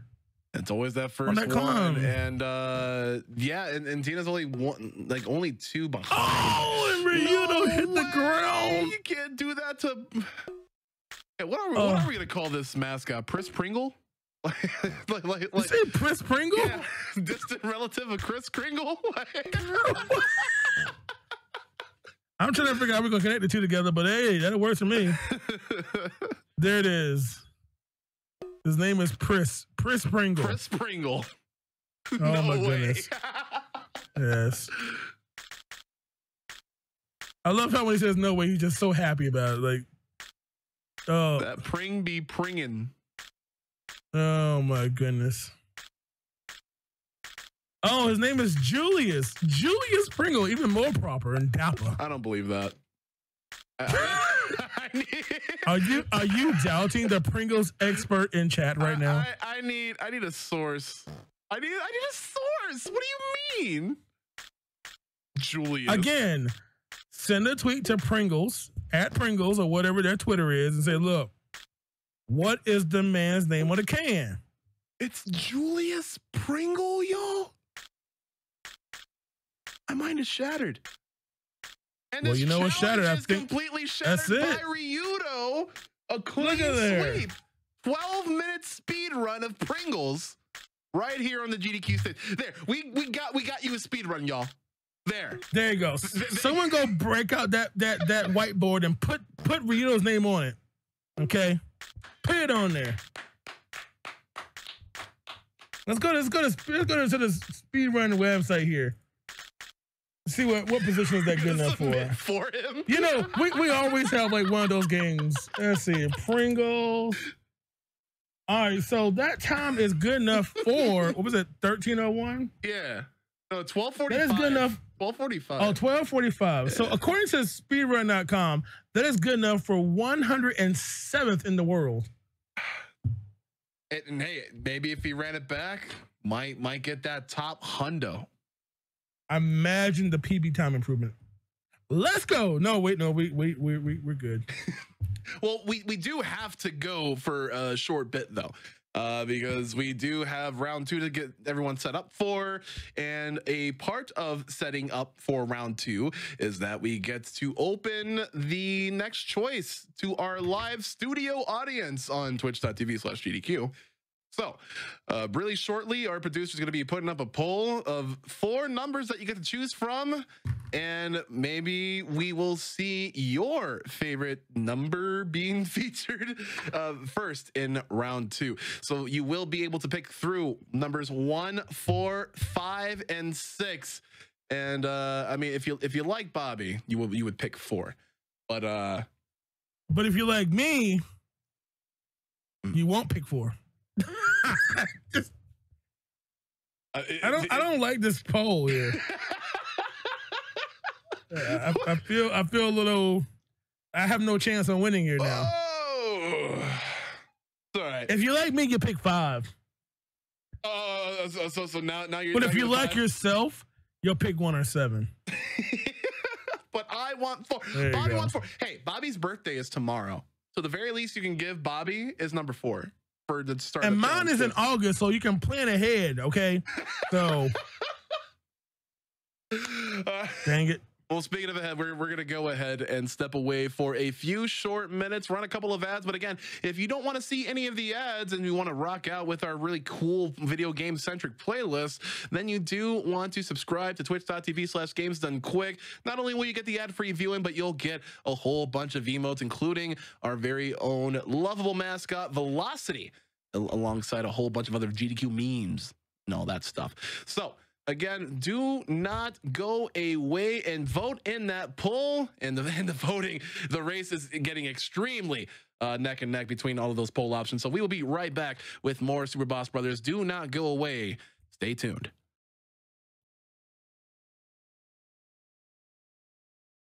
All right, y'all. Welcome back to Super Boss Brothers episode 16 with myself and Big John at the helm. We have Ryudo versus Tina Hex up against each other for your viewing entertainment. There you go. But we also went through 3 really, really close games, and close 3-0 first off. But now we enter round 2. Points are doubled, and the way we kick things off here is a chat choice poll, and I didn't get 4, so I'm not really enthusiastic about the results, but we do still have another smashing game for you. What about you, John? What are you thinking? See, it was actually reversed with psychology. We told you what we wanted, so your interconstellary mind would realize to not choose what we want, to actually get a different choice, which is actually subconsciously what we really wanted. Mm-hmm. Okay? Mm-hmm. That means we faked you out to get what we really wanted. Got him. Okay, not really. Anyways, the chat has voted, and you all chose number 5 or 6. Yeah. 6, which is bam, Rockman 3 Winter Night. This is a fairly recent game modification of the original Rockman 3 for the NES. You will see a lot of stages arranged and revamped. You will also hear a lot of familiar tracks, especially from a game that we just played earlier today, hopefully.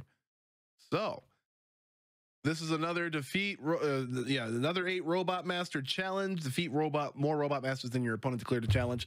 If you manage to defeat all 8 within 20 minutes, which I don't think is that, well, anyways, you'll complete the challenge. I have only seen this being played by another streamer for just a very small amount of time, so I don't know a lot about this one. Yeah. But I'm intrigued. Yeah, and I came across this as our good friend was playing through this game for that amount of time, and I really like. Not only do I like it being displayed in a speedrun fashion, but I really like people's first takes on a game like this, especially if they're fans of platforming. So I've given them a sort of like easy-ish boss order. But we just need to get like right into the game because there's a lot to go through, and well, you're just gonna have to see it to believe it. Mm-hmm. By the way, shouts out to another Mega Man hack being displayed on this show. Mm-hmm. We like those apparently. You wait till we get that Mega Man X7 mod up here. X7, which one? The D-Maker? No, I'm talking about the one, the one that doesn't, isn't that the game that doesn't exist? X7? Y'all hate on X7 way too much. That game is good. When's the last time you played it? 4 years. Uh-huh. Okay. 4 years. 48 months. 200 weeks plus. I'm done. No, you can't be done. You gotta help us count down this good old challenge that the chat shows. Alrighty, let us begin counting down from the lovely number of 18 plus 1. Yeah. So 19, 18, 17, 16, 15, 14, 10 and 3, 10 and 2, 10 and 11, 10 and nothing, 9, 8, 10 minus 3, 6, 5. I think I skipped the number 4. 3, 2, 1, and go. Alrighty, so they are given a recommended order, and Shadow Man. Man, look at that speed. You thought this was Shadow Man? We're actually playing Mega Man X, so we're in Boomer Kawaii stage right now.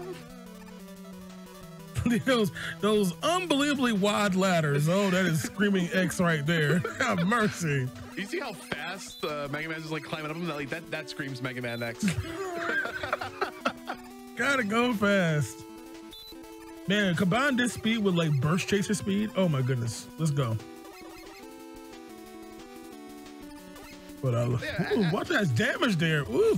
Yeah, see, that's the thing. Like things come at you extremely quickly. Wow, 45 seconds in our first death already. Have mercy. Looks like we're gonna have one not too far behind because Tina is on a one-hit KO mode right now. Uh-oh.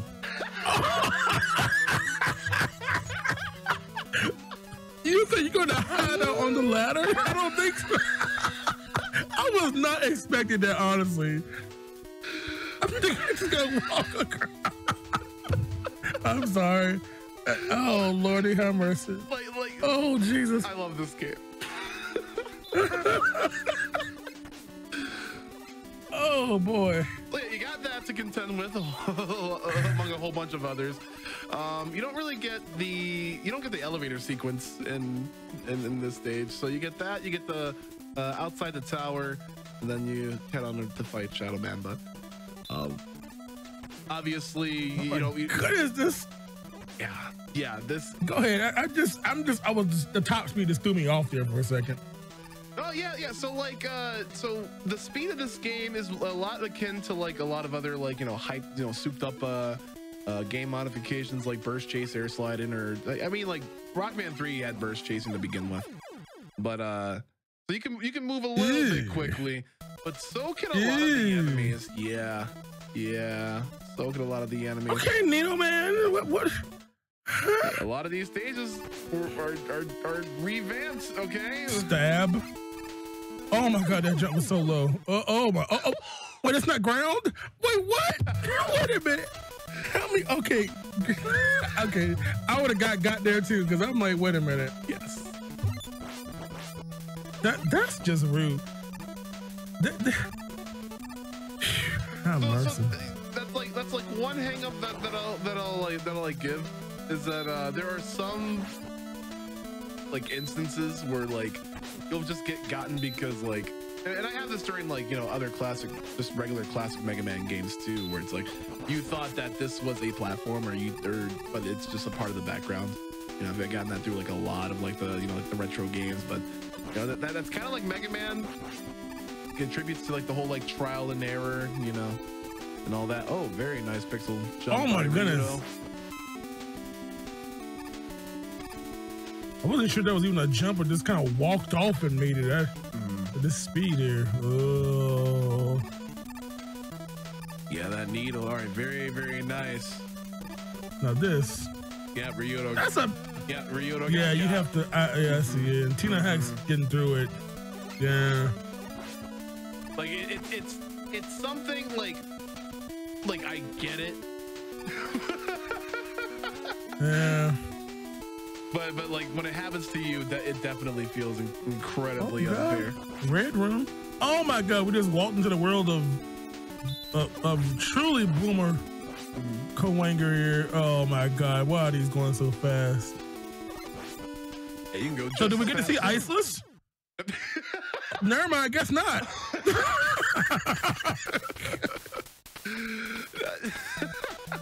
Okay, look, that was a little rude because maybe it's just our stream, but I couldn't even see the bullet. The camouflage on the background. It was a pretty bright background and a pretty bright projectile. Yeah. It's good old Sparky. I'm sorry in advance. But I don't have a whole lot of fun watching, to tell you that. Oh, and again, like, well, once we see like other stages, like you'll just see like how kind of like in care they put from other games as well. Yeah. So yeah, just to remind people in chat if you're watching here, these players, this as Bobby said, this is one of the most speedrun adjacent shows on this channel here. These players, maybe speedrunners, but not of the games they're playing. Yeah, like, they are going into these games usually blind with no knowledge besides the little FAQ we give them about basic gameplay. So yeah, it's like like Tina Hack is a really prolific, really popular, really skilled RPG speedrunner, and other games as well, like like Monster Boy and all that. Ryudo does a lot of speed running and fighting games, doing any 100% to people's health bars and Guilty Gear and all that. I don't think they've played Mega Man. I don't think they've played Ninja Gaiden, and I definitely don't think they've played Pringles. Yeah. So the time they're given is basically, so this is a Robot Master challenge. So whoever gets the most Robot Masters cleared in 20 minutes will be the winner of this particular challenge here. So no, we're not going for game completions. I mean, it'd be quite impressive if they beat the whole game in 20 minutes. That'd be an easy world record, I think. Imagine someone getting a world record on this show. So the thing, ooh, that E-tank. Can't we use coil? So the cool thing about this is that you actually have unlimited usage of the rush coil. Yeah, it's gonna be a jump. It's gonna be a jump. But Tina's got it. Look at that. Hey, as far as I'm concerned, there's still ISIS. There was no ice used. Yeah. Maybe not rushless, but it was definitely ISIS. Oh, you, Big John. Oh, I know. You. That's right. That's right. Let him know. Oh boy, that's tough. This is definitely. Why are these here? You don't belong in this stage. Well, I guess it is Shadow Man stage technically, yeah, but I can't wait to see this. Wow, my man is good Lord Almighty. Can we even get out the menu first?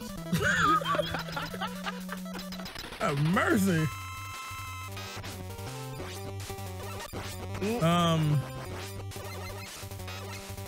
Now the benefit to Tina oh my God, is that she's got an E-tank. So like, you know, E-tank. Those, ooh, that damage though on those projectiles is pretty strong. Yeah. Oh my God, okay. I see the movement here, but all right, the little low jump. Okay, I see it, but it's a DPS race. Okay. Uh-oh. Tina with the jukes. Tina with the jukes. It's gonna be close. Oh my God, another 1 bar victory. A tale of 2 souls. Would you look at Jeez. that? Shouts out to that E-Tank. Have mercy. That's so Adapted good. very, very quickly. That was really good at the end there. That's so Tina could not do another like 1 bar death on a boss. We already had that earlier in Ninja Gaiden. Speaking of 1 bar, there goes Vito's last bar. Was that the last life too? Nope, 1 more. So now that Tina's acquired the weapon from Shadow Man, it's a really, really good weapon. Oh, also, hey, welcome to Ninja Gaiden again. Bobby. Yes. Never mind. I'm done. I'm gonna leave you alone. Wait, it's like Mega Man 1. Wait, excuse me? So we just went from Ninja Gaiden to Mega Man 1. Yeah. And my brain hurts right now. No. I meant Ninja Gaiden from like Ryudo having to dodge through an incredibly absurd amount of projectiles.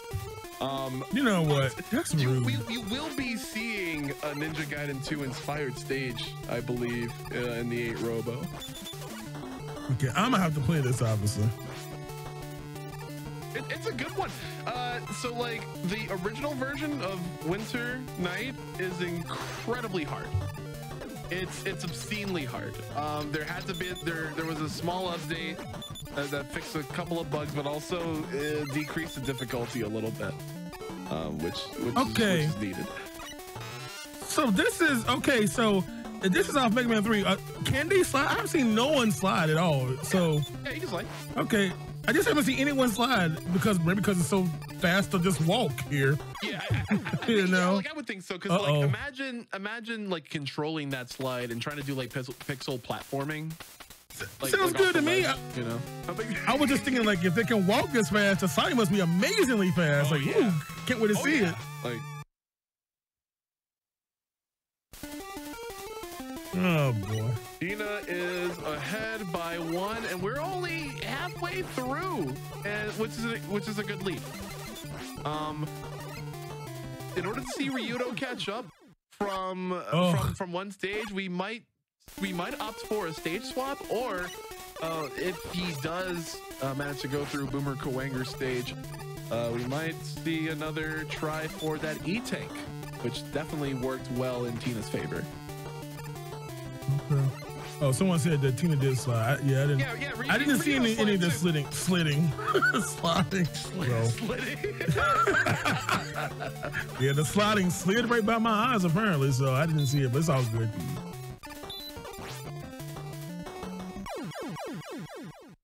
Oh, that jump.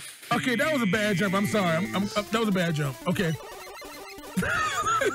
But no, maybe too much faith on the speed there. Yeah, and you would wonder if like a little bit of like slide hitbox off the ledge would help with the jump. But also, like, again, like a slide that fast is just a bit uncontrollable at times. More sliding. Shouts out to, look at this is obviously, we have gone into like Mega Man hack mode here. We are farming health here. But we kind of gotta, I mean, like, but when it comes to eventually going out to the boss and like, you know, Ryu is about like halfway there, he's gonna pull out all the stops, and we've seen the amount of just deftness and speed from this boss Shadow Man, so you know, gotta stay topped up on everything. And maybe we'll see Iceless again. Can't get over how they so reactively made these ladders so wide. Well, let's see, he's like, oh, that's what he's saying. Nah. No. I really like the speed at which Mega Man is just like moving. Like, should I do this? No. How about this? No. Oh my goodness. Oh no. Not I'm gonna go up and search up for his inventory for a potential rush coil, but sticking it out because we are at the boss right now. Ew, look at this. Wow, I must say, I like this level design over there on Tina Hex. Yes. It looks treacherous, but I like, oh no! What? She went right, then left, and then lived to tell about it? Oh, this, I don't like this though.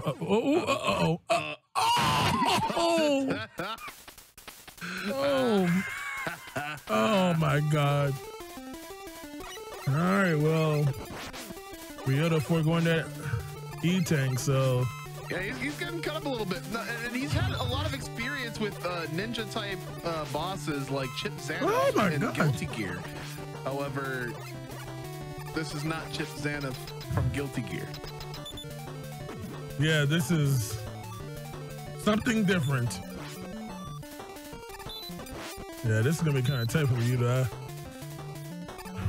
learn that movement. Oh, yeah, yes.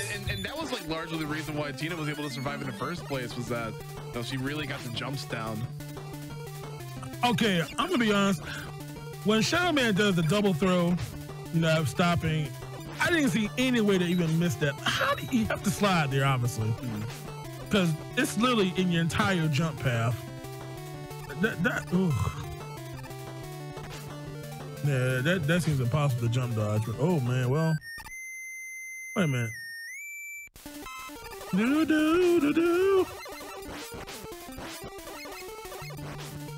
Oh man, this. And now you see the kind of like modified Proto Man fight, right? Where it's kind of like we've gone from Rockman to Ikaruga with like this sort of like bullet hell sequence. Yeah, this is, oh man, everyone's just a dying. Oh wait, maybe Ryota. Oh no! Oh. Was doing really good there, but you know, that was actually pretty good, especially with just no E-Tanks too. Ooh.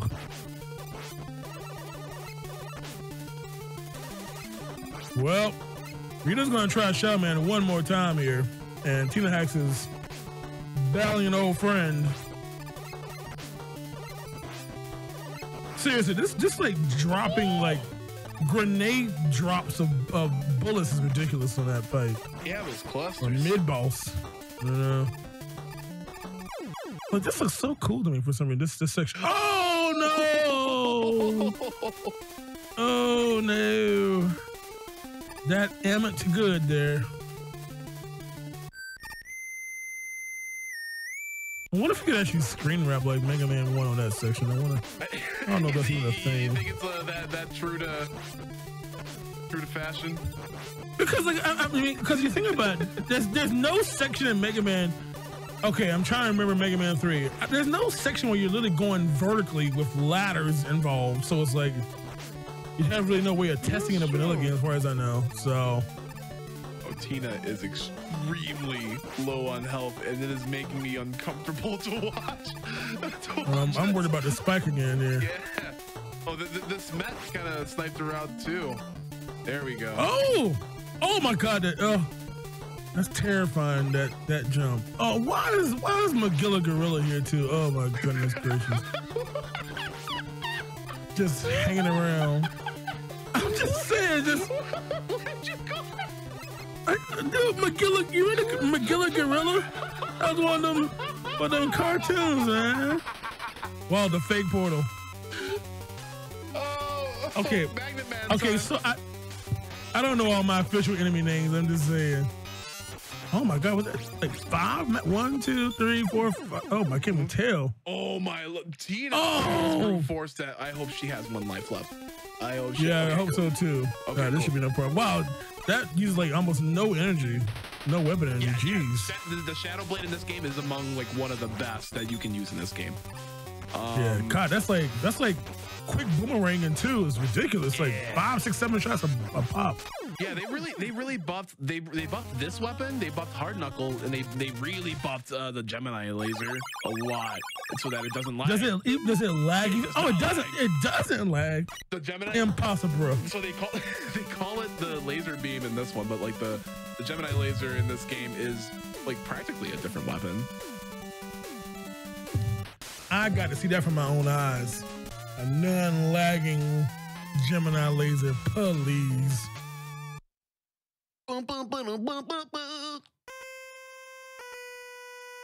It's okay. All of us old heads who remember Hanna-Barbera, it's okay. All right, let's go. Hong Kong Fooey. Hong Kong Fooey. Number 1 Super All right. Love him. You probably just heard it before. Somebody probably had it as a follower alert or something. I don't know. Boomerang on TV back in the day, Jonathan. All right, like I'm not that Boomerang. young. I turn 28 tomorrow. Oh, youngins. Boomerang during my time. Anyways, 20. 28. Okay, Ryudo is what? I'm done. Oh no! As soon as I turned my attention to Ryudo, lost the juju. That 1 bar again. Oh. Wow, was that a hit before we ended? Oh my goodness! What? He gets that the Pokemon use Sucker Punch. There you go. He moves first before you do. Oh, see, there's a slide. Oh yeah, Ryu's got. I believe. Oh, except that was kind of trolly though. The slide. Oh, I believe. Yeah, Ryudo's finding the groove, but yeah, you get mixed up by the EX Shuriken, where you oh. One more. No. My Jeez. All right. And like he's been getting the pattern, but it's like, you know, Tina was able to brute force a little bit because of that E-Tank. You know, gets more chances to survive on a single life. And yeah. Oh, Spike's over there for Tina there. Ooh. But you know what? Let me tell you something. I blinked, and 20 minutes kind of whizzed by extremely quickly. Tina has definitely been ahead an entire 2 stages apart from Ryudo, and is on her way to making this a pretty competitive match, competitive game, competitive set between these two, because it is now 3-2, because this is round 2 where all games are worth 2. That's all right. Yeah, it went back because I was totally captivated by this. I think a lot of people now want to go play this actually now, you know? Because I haven't seen, this is the most I've seen of this game actually right now. So I've got something else to go learn and play now. So, but yeah, there we go. Tina Hack's taking round 4. You can give a thank you to the chat for choosing that option. But the control of choosing games will now go back to our players, because right now coming up is game number 5. And game number 5 is always chosen by a player who is trailing. So Tina Hacks is shot 1 point behind Ryudo, so we're gonna go grab her and chit chat with her for a few moments. Bam! Oh, Tina hey. Hacks is in the house. Hey, you got some points. You got some my points. gosh, what a game. What a video game. Yeah, what did you think about that? Did you like that? You have to like it, right? Oh. I need opinions right now. Okay, so gameplay-wise, it was great. Enemy placement-wise, it was actually pretty clever. One of the things that I don't like about Mega Man is how you have to mash a ton to be good at Mega Man. Hey, you know how I complained about that just now? It's funny how that's the one thing that they turned up to 11 in this game. Yeah. So I would have shipped you an auto fire controller. I feel like that would have been like a little bit better because like a lot of the enemies not only are like incredibly like massive within like their spawn areas or whatever, but they're also like really high like in HP, like really spongy. And yeah, unfortunately, that's why I kind of wanted to set you off on the suggested boss order, because the Shadow Blade, it's really nice in usage. It does a lot of damage, and you wouldn't have to do all that. Yeah, mashing, it was great. Yeah. Also, once I figured out the pattern for Shadow Man, that was a super fun boss fight. Mm-hmm. Did you recognize any game jingles from those? Rita and I were talking about that as new jingles came up. Yeah. The demake background music is real good. Well, good. Hopefully you can keep that positive momentum and get you some more points on the board, John. You can catch up. You can surpass Rito on the next game. It's also worth 2 points here, because in this round, we always go with a player who is trailing. So again, you're 1 point behind. So you can get another one here. You have 3 options remaining. You have option 1, 4, and 5. So, which one of those do you want to go with here? 1, 4, or 5? Well, I think that we've got to go with 5, don't we? I mean, we don't have to. It's up to you. You don't want to decide. Yeah, there are like 2 other options. I just sit here in my chair and look cute. That's fair. That's the most important thing to do. Yeah, let's go with 5. Yes. Are you sure? Look, last time that you did this to me, it didn't work out. So again, I'm not sure, but I am resolute. Let's go. Unwavering in the decision. I love it. We're going to send you back to the green room and get you ready for game number 5 Heck then. yeah. Good luck. All righty. So game number 5 is number 5. And it's also worth 2 points. And that's game number 5. That's something that Big John should be familiar with. I don't know what this mess is. What's this mess? It's shout out to Tech with this perfect screenshot of Sonic looking at us, breaking the fourth wall here. You know. So yes, this is Sonic 3. This is standalone Sonic 3. Yep, standalone Sonic 3. So it took me a matter of 25 2 days? tries. No. It took me a matter of 25 tries to get the debug menu code going. So did you not read the article? I did not read the article, no. Actually, you didn't have to do that, man. You could have just done the trick in Angel Island 1. You can trigger it from there. On the no, see, you ain't hit your brother up. You sitting there struggling for absolutely no reason. But I thought that was Sonic 3 and Knuckles exclusive. Actually, I'm not sure. I'm pretty sure it's Sonic 3 and Knuckles exclusive on the when you're on the swing there. Well, you know would have known because you didn't ask. Okay, well. You know, fun fact though, you can actually do the save select on Sonic 2. Take out the cart out your Genesis, put in 3, and it carries over. What? On a soft reset. It's SRM. Oh yeah, man. I sent that to Electronic Gaming Monthly back in the day. Like, oh man, I figured it out, and all of a sudden someone else beat me to it the same month. I'm like, man, I was like, I was gonna be famous. But anyway, they're starting at Ice Cap, you all, starting right from our snowboard sequence. Yeah, so yeah, they're going to be having 2 full stages to go through. I feel like Ice Cap provides a fair amount of challenge, especially when they're hitting the ground running in this challenge. And they'll have to go to Launch Base Zone now in vanilla Sonic Hedgehog 3. The boss that you face at the Launch Base Zone is actually the enemy. Now I have a bone to pick with you. Why? Why couldn't we start them at Carnival Night, one world back? Were we scared of the barrel of doom here? Yes, actually. You know how hard that is to navigate? Here's the thing.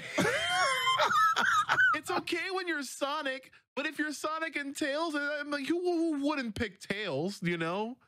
But when you're Sonic and Tails, it is so darn hard to get through that cylinder, and then not only then, you got to get through there and not get squished by the other ones. Okay, I'll let it slide. At least the good thing is we do get Big Arm. If they get the launch base too, yeah, we do get Big Arm, which you don't get in S3 and K. So yeah, we get the mini baddie there. Okay, I'll let it slide this time, just this time.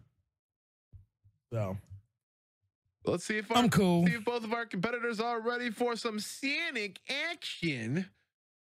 And wait, where's my emote? I have an appropriate emote to use.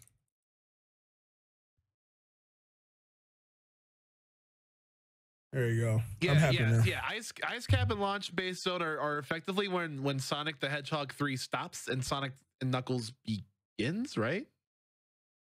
Yes, it's a whole lore of the whole thing. Yes. Yeah. Could have sworn. Spoiler, they're playing as Knuckles. No. Imagine. Oh. Oh boy. There's a challenge, yo. Knuckles effectively turned the game into hard mode. I don't know. Maybe that's why in Sonic Boom they gave him very, very long legs so he could jump higher. Oh, you mean I know you're talking about like the show, but like in the game too, because remember he had that. That game was so broken. He had that infinite jump.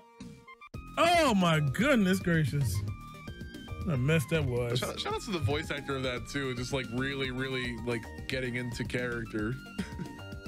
Yes. So there we go. The love. Oh, isn't that beautiful? Miles and Sonic rotating in the background. Gotta love it. You see how the stage is just like Sonic 2. I don't know what it is, but something made it work when you just yank out Sonic 2's cart in this same level select and put in 3 and it's already carried over.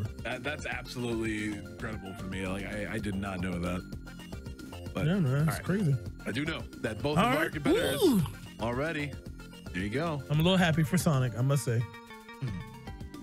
Well, I mean, it's kind of a difference. We had Sonic last time, though. We had Sonic Pocket Adventure last time. Now we got Sonic 3. I feel like it's good to tap into some really, like obscure Sonic like categories and challenges from time to time. Is this like that you're going to start running these games? Let's not talk about that. How about we count on down since this is your favorite game, John? Excuse me, my favorite game is Sonic 3 and Knuckles. Oh, I'm sorry. It's all good. But don't unlock. Yes, you must be Pacific here. Alrighty, so here we go. Starting from 17, 18, 16, 15, 14, 13, and 12, 11, and 10, and 9, 8, 7, 6, 5, 4, 3, 2, and 1, and go. By the way, of course, you all noticed that the menu has levels that aren't even in the game yet, but so I'm just gonna say if our players die on this segment right here, they're bad gamers. Okay, alrighty then. Wait, can you die in this segment? No. Okay.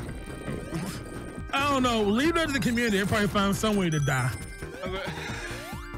Hey, there's a pitfall in games that like especially in the past where if you go too fast and you zip into a wall and die. I just had to make sure. I had to, sorry I ruined the joke, but this is Sonic 3. Anything is possible. You can die. See, here's the problem. Playing this game glitchless is one of the hardest things in the world. Yes. It is so easy to do something that you don't want to do. And next thing you know, you're dead. So, yeah. But off we go. Ooh, this is so good. I'm so happy they're playing this. And again, like there is some really good, like you were saying, like some nice glitchless tech. that could be performed, especially like in this like midway through the game. Like I think like this and launch base, like you're like obviously these two don't speed run this game, but you still be able to see like, you know, a lot of you know, just going fast like innately, just like how we did in the olden days. Yeah, this is a pretty cool thing here. You gotta be careful here because this is not one of those levels in Sonic. You know, if those who kind of look into like the design of Sonic, like 3 and Knuckles, like this is one of those levels that literally is just one huge level. If you were to like look at the entire map of this level, it's just one big tall thing that wraps vertically actually. And some sections just look endlessly until you like, you know, jump off and continue the right path. This is one of those levels right here. Coming up on the section that Tina Hax is approaching towards that, and of course, one of the few checkpoints in the stage. By the way, if you're ever on this part where Tina Hax is, just press down. It's really cool. Watch. Yeah, it's really cool. It's the best thing in the world. Because you know in Sonic when you hold down, you duck. But when you fall down, the screen doesn't adjust until you let go down or up. So it makes it really cool visual effects. You know? And we gotta be careful here. 2 rings in a dream. Yeah. Section a little bit scary when you don't have your lightning shield. And Tails obviously not saving his friend after bugging him. I want to go, Sonic. Come on, Sonic. I want to go. Oh my goodness, just complaining, just hollering and screaming everywhere you go. And then you leave him like Rio just did. Tails died. Yep. Don't. So, Tina Hax is on to our first boss. Fun.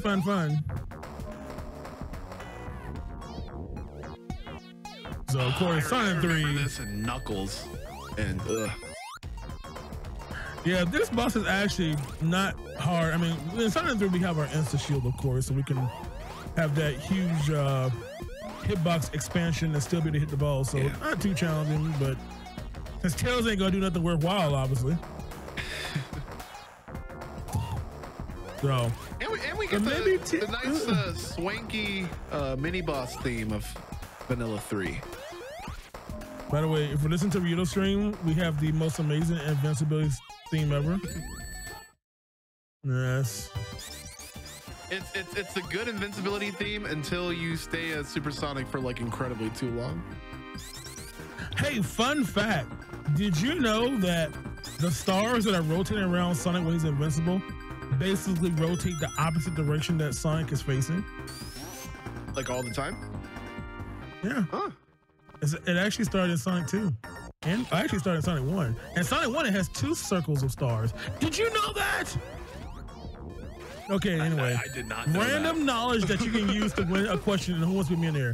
I'm telling you, one of this random knowledge is going to make you rich. You know? But nevertheless, Tina Hax is in one of the best levels that when you go very, very fast, it destroys some of the sound channels. It sounds like you have flatulence. You know? So, yeah, fun level. Again, this is one thing that I think kind of brought back the speed of Sonic because, you know, like Sonic 1, whenever we saw the commercials back in the day, you know, before Bobby's time, because, you know, he wasn't alive yet, probably. Oh my God. you know, whenever they had commercials for Sonic 1. I was like 2. All right, you know what? All right. Yes, you were 2. You were teasing or something. So anyway.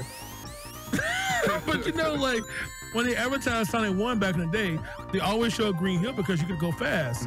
But you know, you couldn't go fast in the rest of the levels because, you know, you can't go fast in those levels. But Sonic 3 was always that game that no matter what level you were in, there was always a level you can always go fast in levels. There were still loops, even on like level 5, when the 5th world here, we still can, you know, go fast except for this dumb section, which Sure enough. Thankfully we're on the upper path because little do you know, there's a really bad bottom area in this act that Tina Hax is on, where there's a lot of water, and it is not fun. If you take the very lower path, most people don't even realize it even exists, but it's awful. I did not know it exists. I just thought I just go up and I go right. I'm a very simple person when it comes to playing games like these. Yeah, Oh, the field. Tina Hex did not play the special stage. Oh, I was hoping someone would take one somewhere. Get left Blue Spirits action. Nah, there's only 15 minutes in this. In this, we gotta go. There's a straight victory condition up in here. Oh, well, Tina Hex. Tina Hex with the strap. Someone's been watching Michael apparently here with our bounce combos here. So both of them finish a boss here, but one is one act ahead of the other.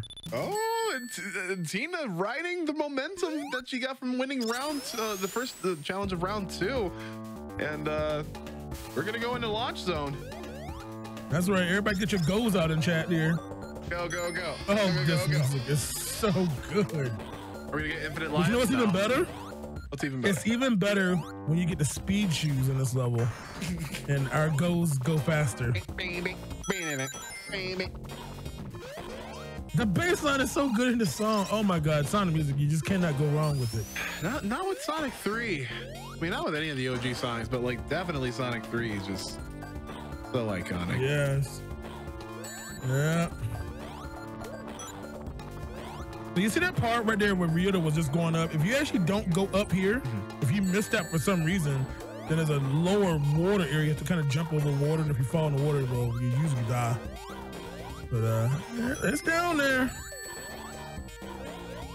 But meanwhile, Tina Hex is just going to traverse here through Act 1 again. Yeah, Act 1's pretty cut and dry. Yeah, grab that electro shield.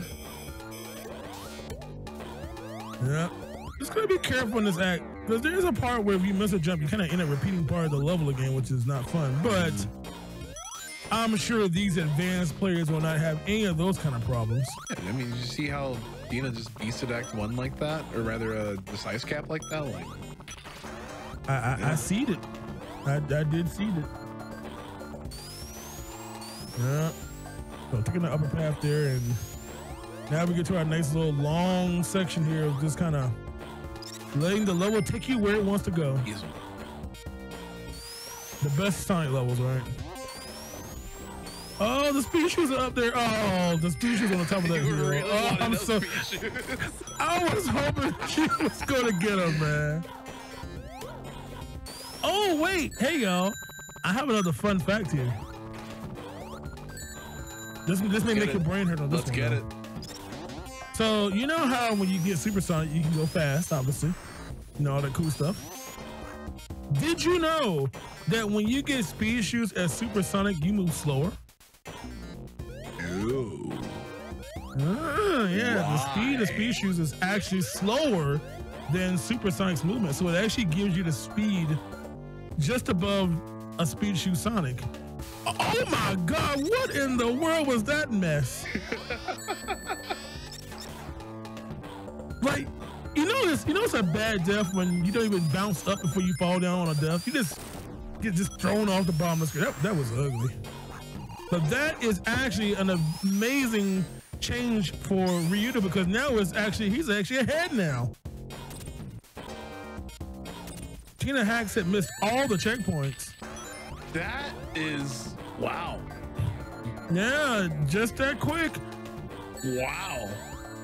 The checkpoint for her was right in front of her, right after that barrel, but she went down below and could not get to it. Ow. That was, yeah. Well, here we go. We got ourselves a race. Amazing how things can change just like that. And as you can see, they're literally almost in the exact same spot now. In fact, Tina's actually passed them already. You can see, oh, don't go down there. There's the little whirly thing, whatever you want to call it. I don't think that actually has a name. I'm just gonna call it the whirly thing. The spinning cup from the amusement park. Hey, you remember the spinning cup? Yeah. You know, before we got big size, when we could actually fit in that thing, and that thing in the middle you could turn. Did I even turn it all? Was it all an illusion? You could like try to turn the thing to go faster. Did it even work? Or was it just an illusion?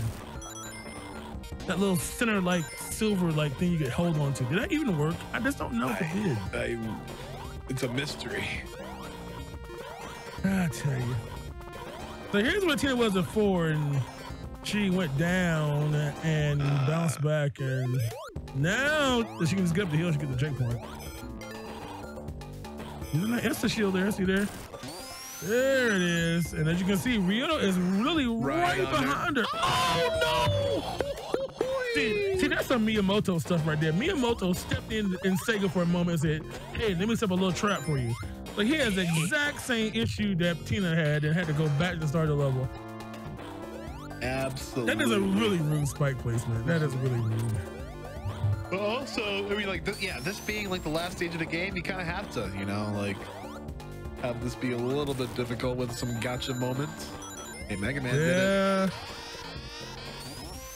Wow, that's rude. But yeah, there are a lot of spike traps in this level. They can kind of Mega Man 3 Game Boy like, if you want to ask me. I'm just saying. Yes. Like anywhere there's any available land, let's just put spikes there. Tina Hack's getting used to that very, very low dropping thing. That is a pretty scary roll there. Now, so with the amount of time that we have left, I don't think we're going to be seeing Robotnik. However, I do want to see at the very least a mini boss down. So if it comes to, you know, we're past 15 minutes, I want to see if we can institute a 5-minute overtime just to see who can fell that boss of Act 1 first. Yes, it's gonna be pretty close there. They are incredibly. Yeah, Tina Hex is getting towards the cutscene now, towards the end of the level. We'll get a little Knuckles action in a bit there. Yeah, but hey, you saw him, man. Come back here. Yeah. Rito was about to go past this last section that got both of them already. Thank God for rings this time. Absolutely up. Oh, Knuckles. Knuckles. So, is that the building sinking, or did the entire level to the left sink as well? I would hope just the building, because like if Knuckles had a small bomb like that to like just completely level an entire zone, there'd be some problems. I think Eggman would be in a whole bunch more problems, but I guess this is you know, when they were working together for a time. Yeah, Tina's got that instant shield on lock there. No problem with this boss. This boss is pretty trivial with that. Yes, would you look at that? And yeah, that's gonna propel her through a single act, and was a little bit of a ways like ahead of Ryoto to begin with. So with this last minute, it seems pretty safe to say that Tina Hax has been pretty much dominating the entirety of round 2 so far. Yeah, this is her time to catch up and shine here. And again, water levels. That's right. Aren't they so nice? They put a partial water level in the last act of the game, just because they know how much Sonic fans love their water stages. Yes. Oh boy. I know. Oh, the villain's no big arm. Oh. Yeah, unfortunately, we're not going to be seeing any big arm today, but however, we're going to be seeing a big lead shift in competition between these two competitors, and Tina Hax is going to be ahead just by a single point. But honestly, that just means it's been so neck and neck that it's going to come down to game 7, and I absolutely love that. Yes, we all love that there. We all love that. So 4 points there, and we're going to get ready to move into our 6th game here. Only 2 games left to be played here, and everyone's going to require to determine our winner tonight. So we're going to get in round number 6, game number 6. Our player that is ahead gets to choose, and hey, with the lead change, that's Tina Hax again. That's the first time that's actually ever happened. Nope. We actually had a lead change from game 5 to 6. So let's go grab her one more time. Man, poor Rito doesn't get to pick anything except the first game or whatever. So, alrighty. I feel like I was just talking to you. Oh, hey, it's me. Again. So, I know, again, it's funny how our rules are because in the sixth game, whoever's ahead picks first, and because you just can't stop winning all of a sudden, you have now gone from second to first, and you get to pick again now. I get to pick again? Because of that. Yes, because you're now the player ahead, which is how we do round 6. So, aren't you the lucky one? I feel lucky. I feel very lucky, actually. Yes, you really have forced us to need all 7 games to decide our winners. So that's always a cool thing to do, having to require game 7. But before we get to game 7, we have to choose game 6. And of course, we only have 2 options left because you've shown that you're a Sonic the Hedgehog expert, obviously. Yeah, definitely that. Definitely one of those. So I've played this game in the last goodness. 20 years, I promise. Well, you found your Insta Shield, so that was a good thing. I mean, I saw you using that on the boss, actually, so we knew you had that. So, 2 options left. You have options number 1 and option number 4. I see. Other than 7, I feel like the higher numbers have been working out for me, so let's go with 4. Are you sure? No. Okay, well, pick again then. All right, option 4. Is that your final choice? Yes. It absolutely is. All righty.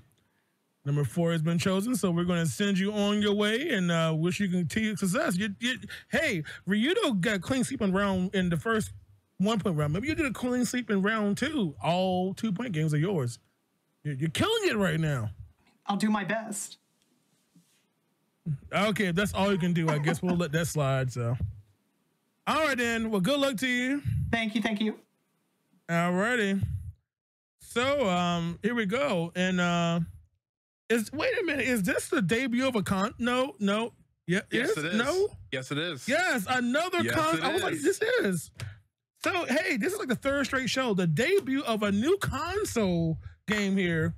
Not new console as in the first time we played a game from this console in Super Boss Brothers. And behold, it is Castlevania Symphony of the Night randomizer.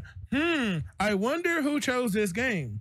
It beats me, John. But whoever picked this game, definitely a swell guy. 100% smart, black as well.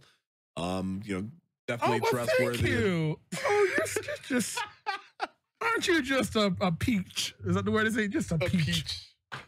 Oh. Yo, the debut of the PlayStation on Super Boss Brothers. Yeah, first PS1 game. That's right. I have generated a randomizer seed that should be fairly completable.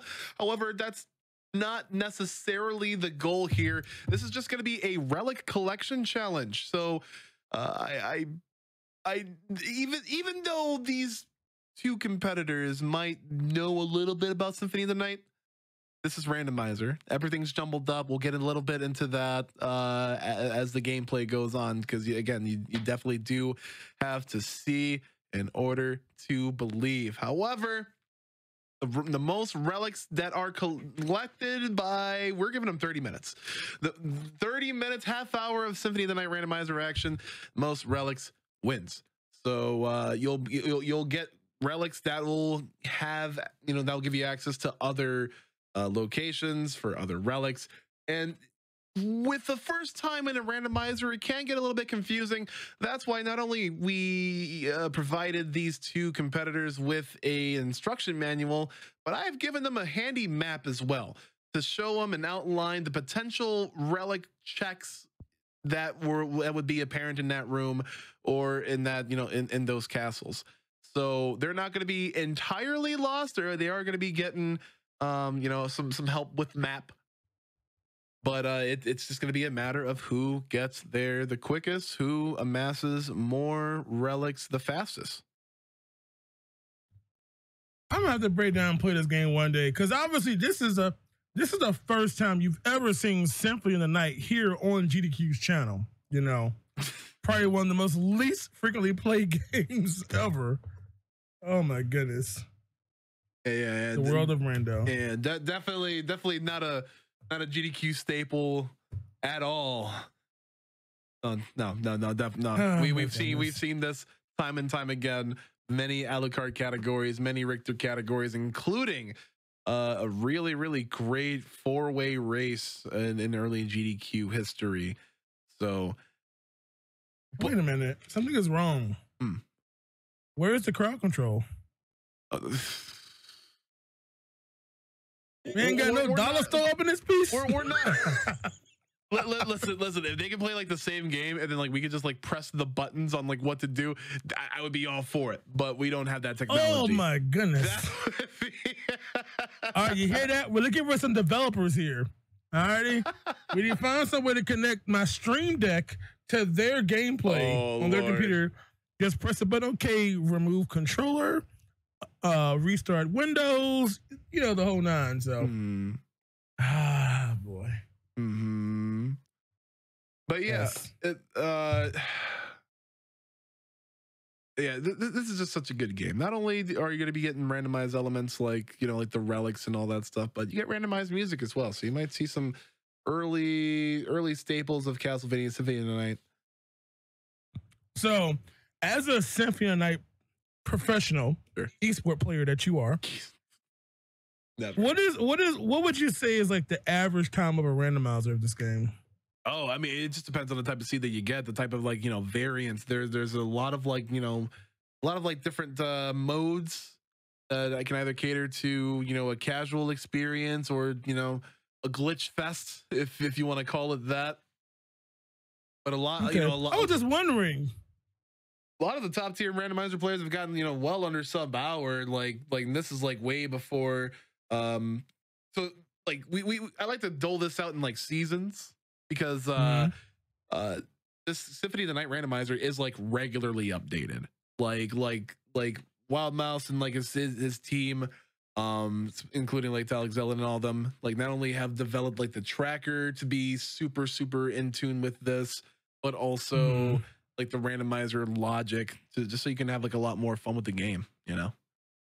So you have, is there like a, I'm just wondering if there's like I know some of the randomized communities have like a Discord. Do y'all have one for this?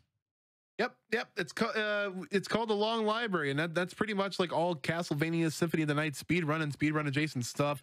There's regular daily races for randomizer as well. And the community is ever the more welcoming and open to new players. Like definitely recommend that you check them out and get yourself playing as well. Like if for more information, just head on over to sotn.io and I'll get you pretty much everything that you need to generate a seed yourself and start playing. There you go, you all. New stuff to try. I might have to go break down. I've never played Symphony of the Night, so I took inspiration from this challenge from your earlier Triforce Hunt challenge, John. So I think I think they would be like, you know, as long as you got a map, as long as you got a tracker, you know, you're not, you know, completely lost. It kind of like feels like a sort of like, you know, Link to the Past randomizer sort of way, you know, in sort of like you get a whole bunch of wonder from exploring, you know. Yeah, you're right. Trackers are amazing things here. So don't be scared. I can say it firsthand. If you never played some of these games that have randomizers, there's so much tracking available that you can be completely, you know, unknowledgeable of a game and still be able to make progress. You know, I may not be as fast as someone else who's experienced, but the resources are definitely out there for sure. Yeah, and since this is a debut of a, you know, unique console to Super Boss Brothers, but also the randomized seeds generated are a little bit, you know, large. It's going to take a little bit more time for our competitors to get like, you know, set up and all that stuff. But you will be getting about a half hour of Castlevania Symphony of the Night randomizer action. And again, half hour. You know, I originally set it for like 20 minutes because like I wanted to be like really like conscious of time.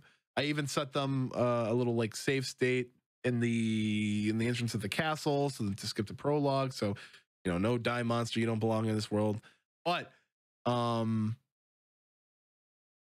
know, you definitely they'll definitely start hitting the ground running, and depending on what relics that they'll get, this will be a really fast-paced seed and really quick relic collection, or we're gonna be you know, shuffling backwards for quite some time.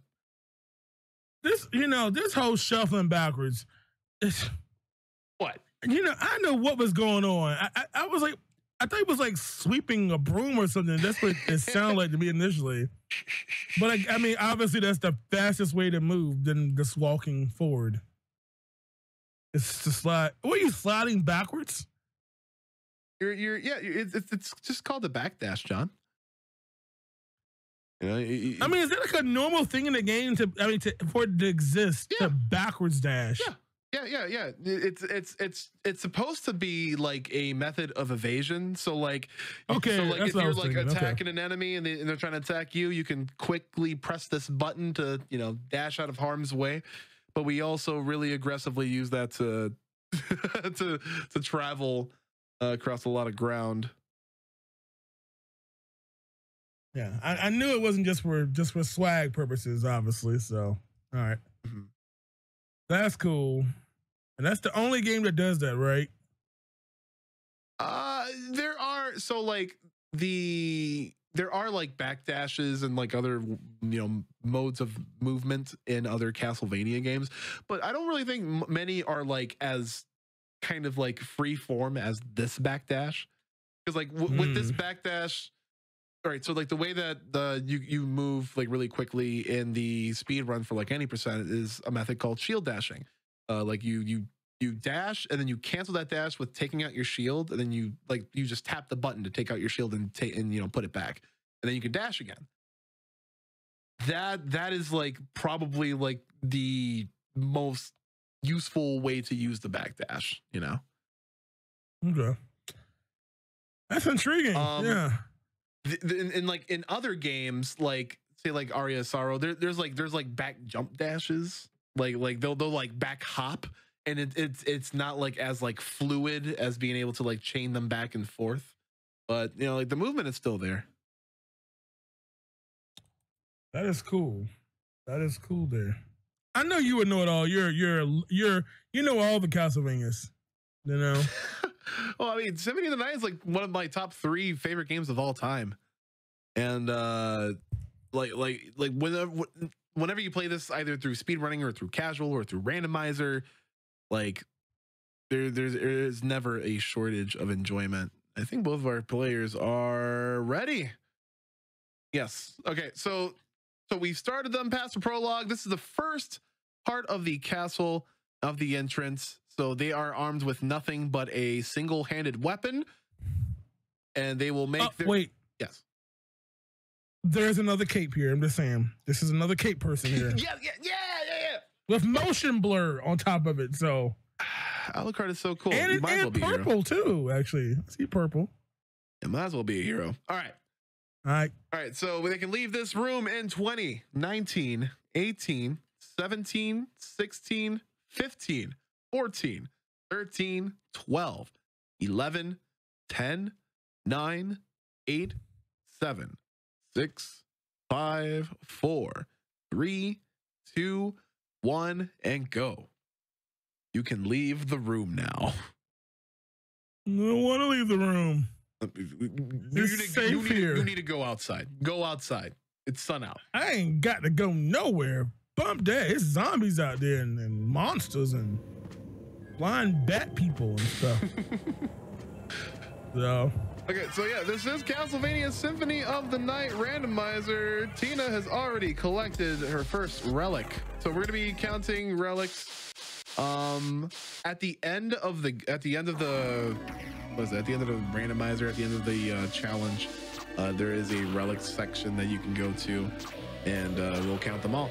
But again, Alucard is armed with nothing but a single-handed weapon, and because Death already took away all the stuff. Yeah, I know, and those spikes are extremely heinous. So let's get a little bit into what Castlevania Symphony of the Night randomizer entails. So you're not gonna be seeing like any like entrance rando or like enemizer or anything like that. However, you're okay. Shush you. But you are going to be seeing a massive shuffling of anything obtainable in the game, items, weapons, usable, saleable items, sub-weaponry, things that you can get from bosses and candles once you get the Cube of Zoe relic. And not only are those randomized, but the attainable items and equipment that you can use in the game, they're like the names, the descriptions, the properties are even randomized as well. So even though you might pick up a broadsword, it might be something else that's not a broadsword. Like, you have to pay like really close attention.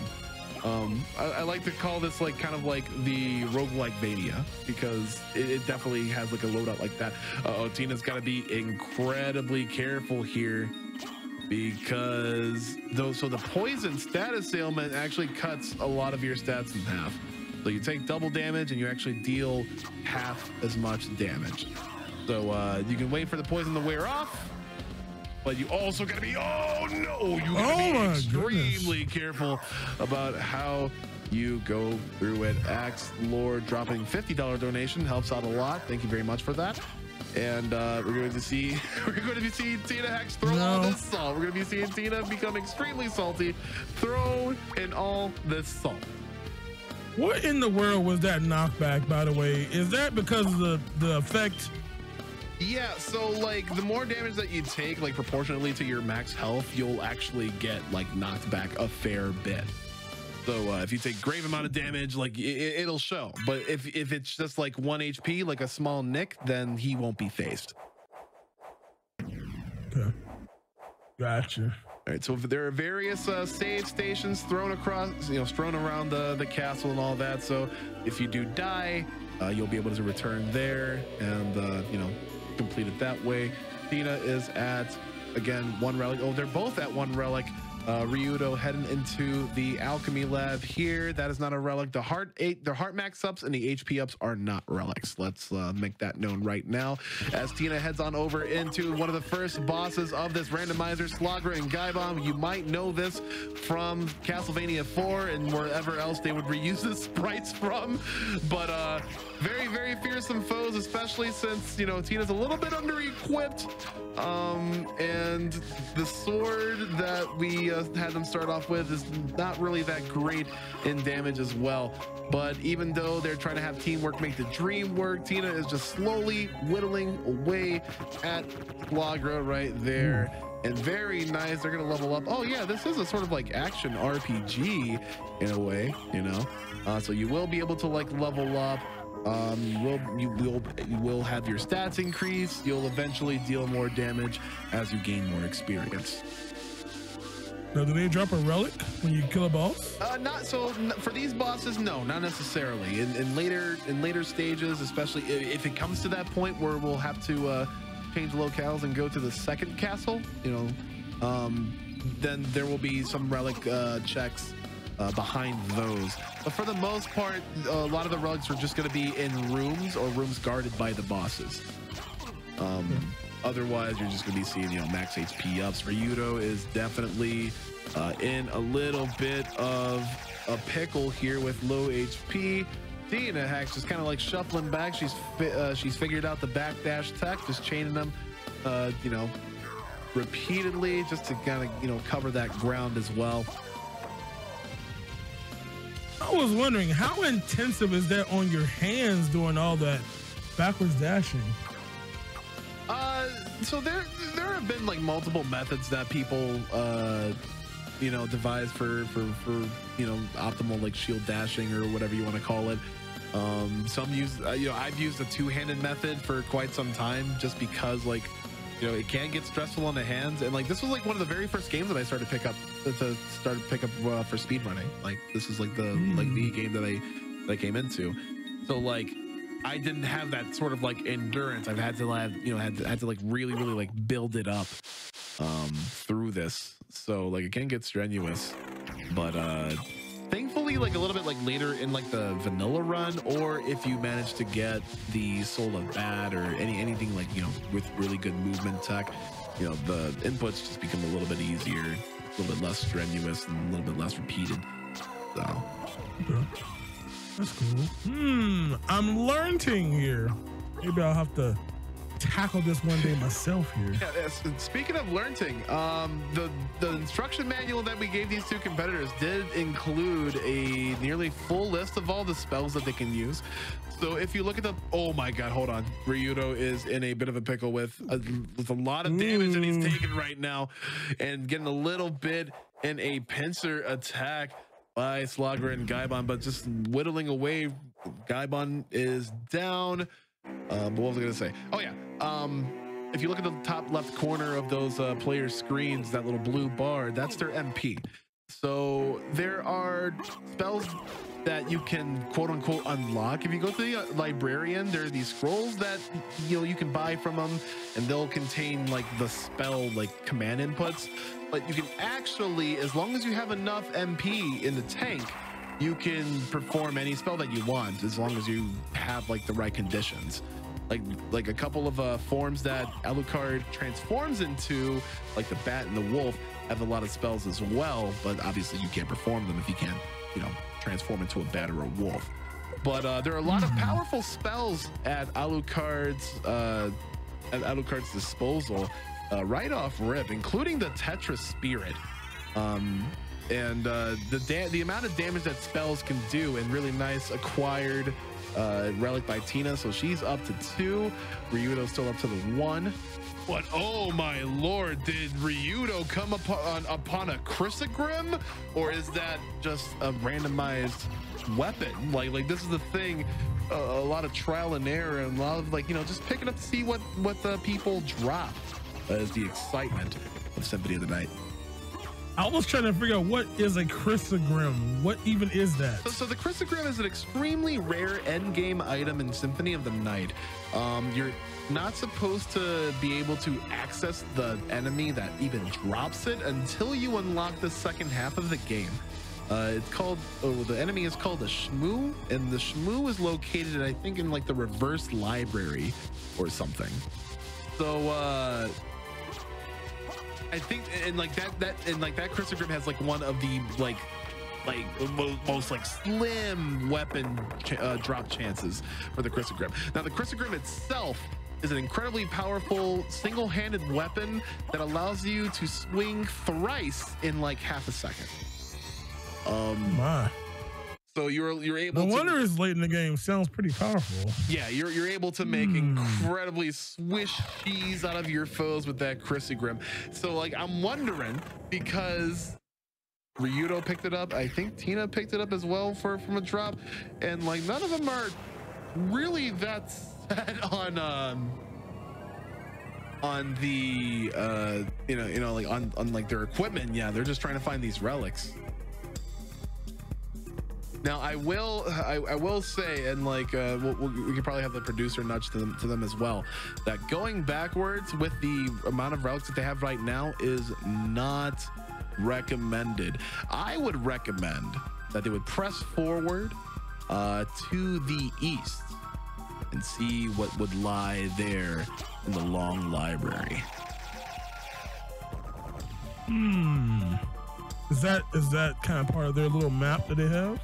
Yep. Yeah. I'm giving them some maps with, some maps with like little like check blips for like rooms that they can potentially get to and see if there's a relic there.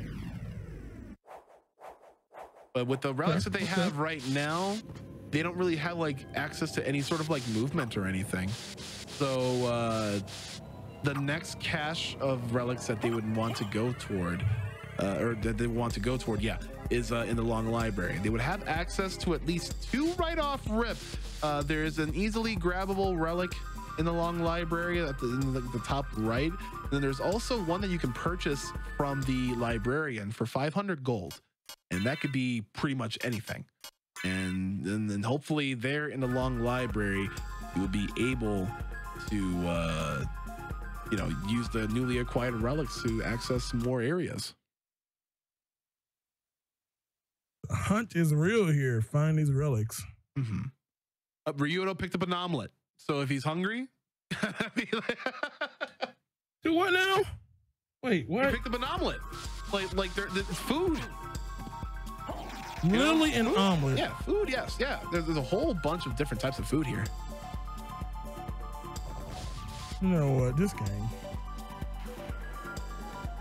I mean, let's see. We got omelets here. We have potato chips earlier. I mean,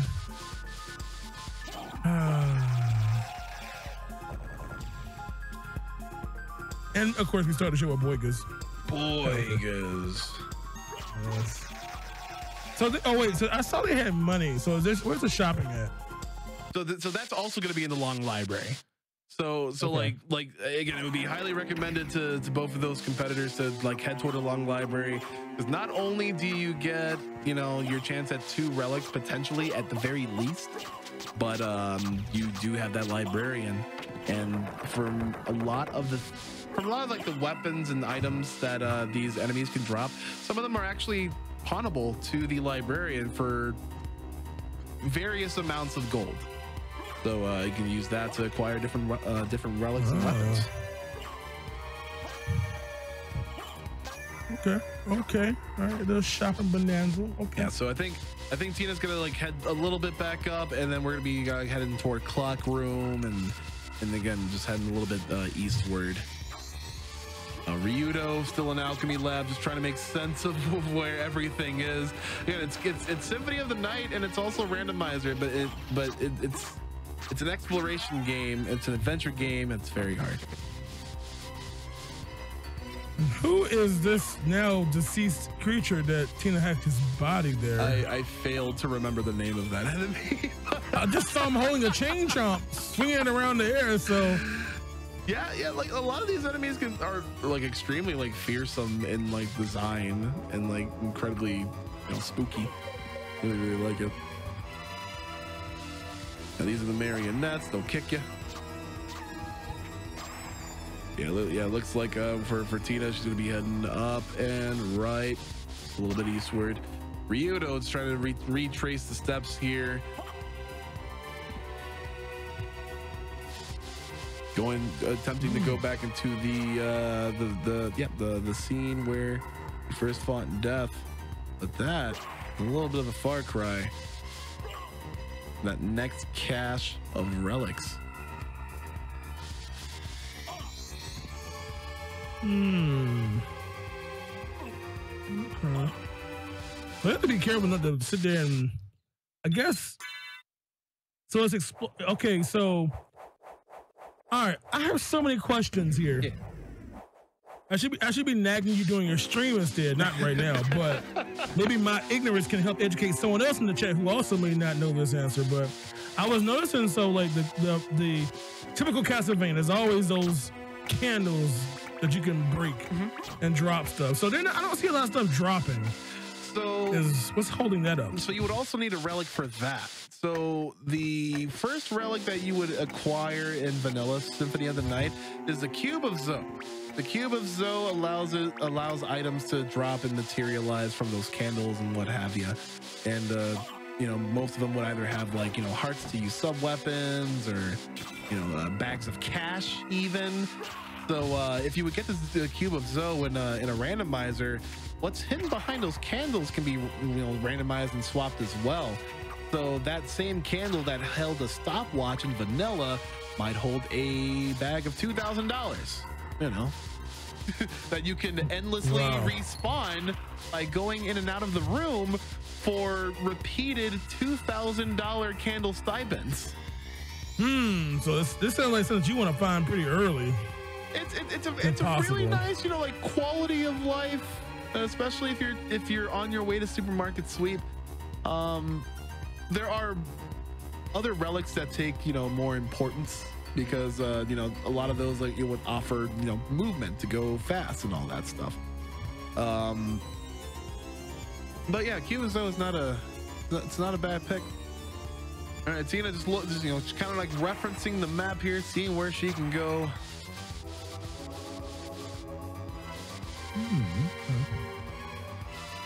Oh, and Ryudo poisoned, taking the double damage.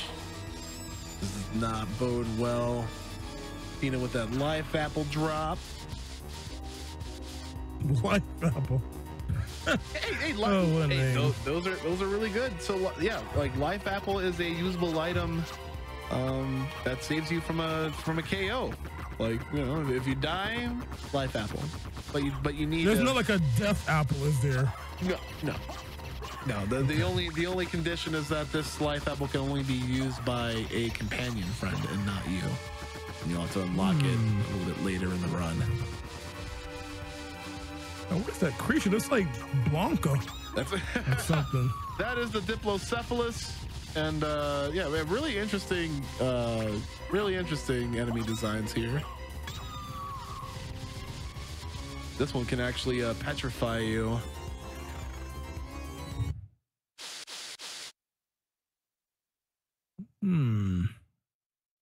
All right, Tina getting a little bit closer to that cache. Oh, is this the hallway you were talking about? The east? Well, that's the long hallway. Now we need to head on over to the long library. Yeah, this naming. Okay. This game is long. This category is long. Oh my goodness! And we still got Tina's 2 to Ryudo's 1.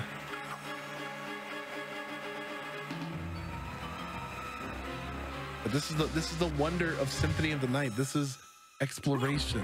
Does this lead me there? No? Okay, we'll find another path.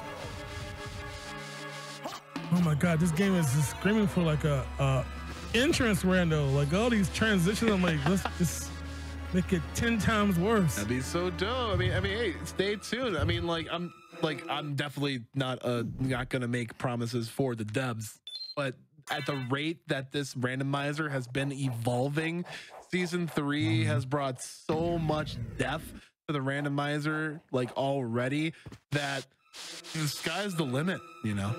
Did you say season 3? Season 3 of the randomizer? Is that what I'm hearing? Season 3. What? I've never heard of a randomized community in seasons here. That's interesting. I like it a little bit better than patch 1.0, 2.0, because it's an ever evolving, you know, batch of hot fixes, branch updates, and pushes and all that stuff.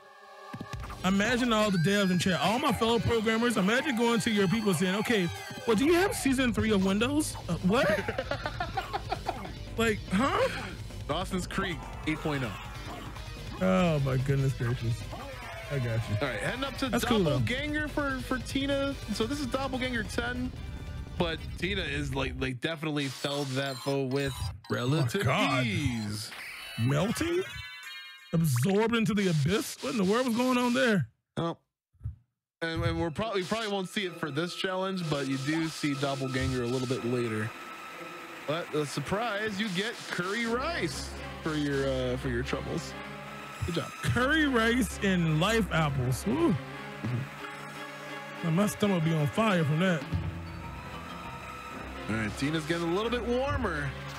And coming up on that cache, Ryudo dropping a Gladius, but is it an actual Gladius? I don't think so. Oh.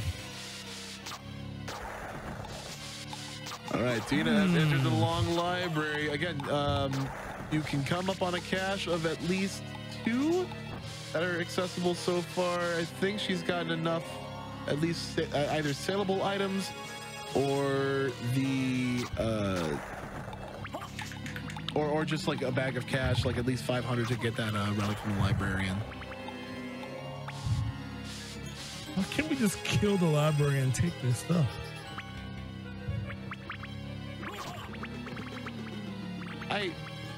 Because that's not nice. This is still Dad's castle, you know.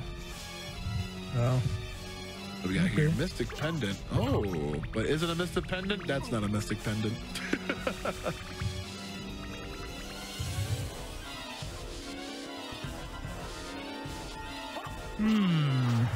You're having a little bit of trouble with the Diplocephalus, but no, we're all good. Oh my God, all that fire, jeez. Mm-hmm.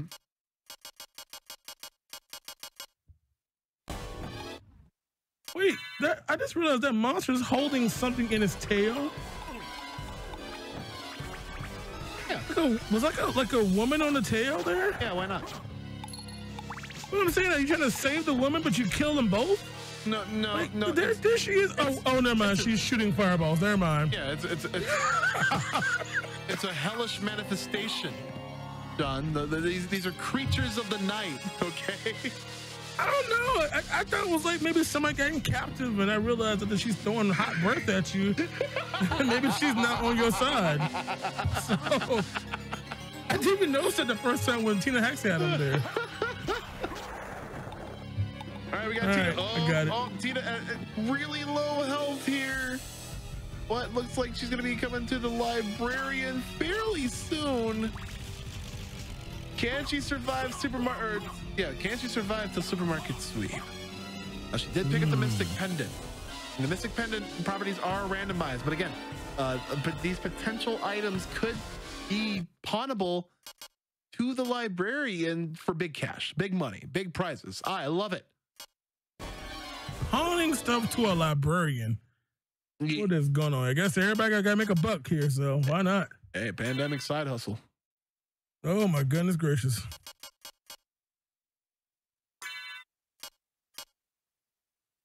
Look at all that stuff. Wait, you can sell your empty hand? Wait, what? No, you can't sell your. No, she's just. Oh, that's your hand. That's like that's like no. Oh. It's like what? You just walked around and found an empty hand on the ground. When Tina was hungry, ate that curry. Oh my goodness. It's been a long time, old one. All right. It's been a long time. Head on up to the master librarian. Young master, I cannot aid one who opposes the master. You won't go unrewarded. Really? Who opposes the master? Tell me what you need. And and then Alucard's like, I got these. I'm interested. What do you need? All right, so you can you can check to see what's in supermarket sweep. Ooh, that is a Ring of Vlad that I see. So if you know about this game, or say that if you know about like Castlevania 2, about how you need like different pieces and limbs of Dracula in order to like resurrect them in the end. So this is one of 5 pieces of Exodia, and you get 5 pieces of Exodia. You unlock the final area, and then you can complete the game. So that's like essentially your go time. But let's see. And I wonder. I didn't pay enough attention to Tina's whenever she was menuing over at the shop. But I wanted to see if there were any like sellable items that she had in her inventory. Yeah, I was thinking she's going to sell maybe some of that cheap stuff and get that. Hey, wait, you said the prices are randomized too? So the set prices aren't randomized. However, okay, like the whatever you get in the shop could. Okay. Okay, getting word that she did not open the sellable menu, so I'm gonna try to like hoof it and maybe get enough money from these guys. Okay. Oh, that Okay. HP looks not comfortable. That is definitely not. If it's making me uncomfortable, I could. Okay, very nice $25 donation by the book, but that's not enough. But that we do have another form. What? Okay. Explain. So the form of mist is a transformable option. So like you can so since you have the form of mist and the power of mist, you turn into mist and you can move and things cannot hurt you or hit you. Well, that sounds like a Starman. Yeah. Knuckle dusters. Yep, knuckle dusties, but are they knuckle dusties? That'd be a really cool nickname. Hi, I'm Knuckle Duster. Just, I don't chuckle, Buster. oh my goodness. Those orbs up there, man. Look like some Metroid stuff floating around. They're all radioactive and stuff. Mm-hmm. I'm worried about Tina's health here. This 14 is just... Yeah, it's not looking pretty. And there is a little bit of platforming to be done before the next save spot. But the thing is, She's got the mist. She's got the power of mist too. I wonder if she'll be able to use it. Use that or eat that curry apple or something. Not curry apple. Whatever it was. Some kind of apple. Curry rice. Life apple? Oh, life apple. That's what it was. All right, just kind of made a new little episode of Chopped here and just mixed them all together. Save.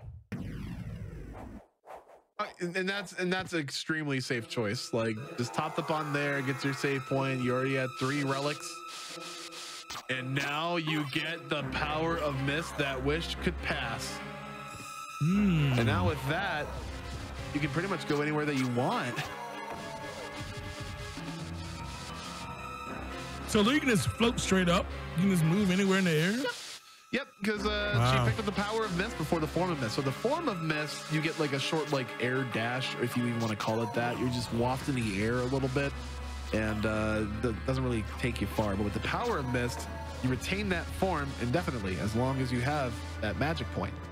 So you can move quiet like mist.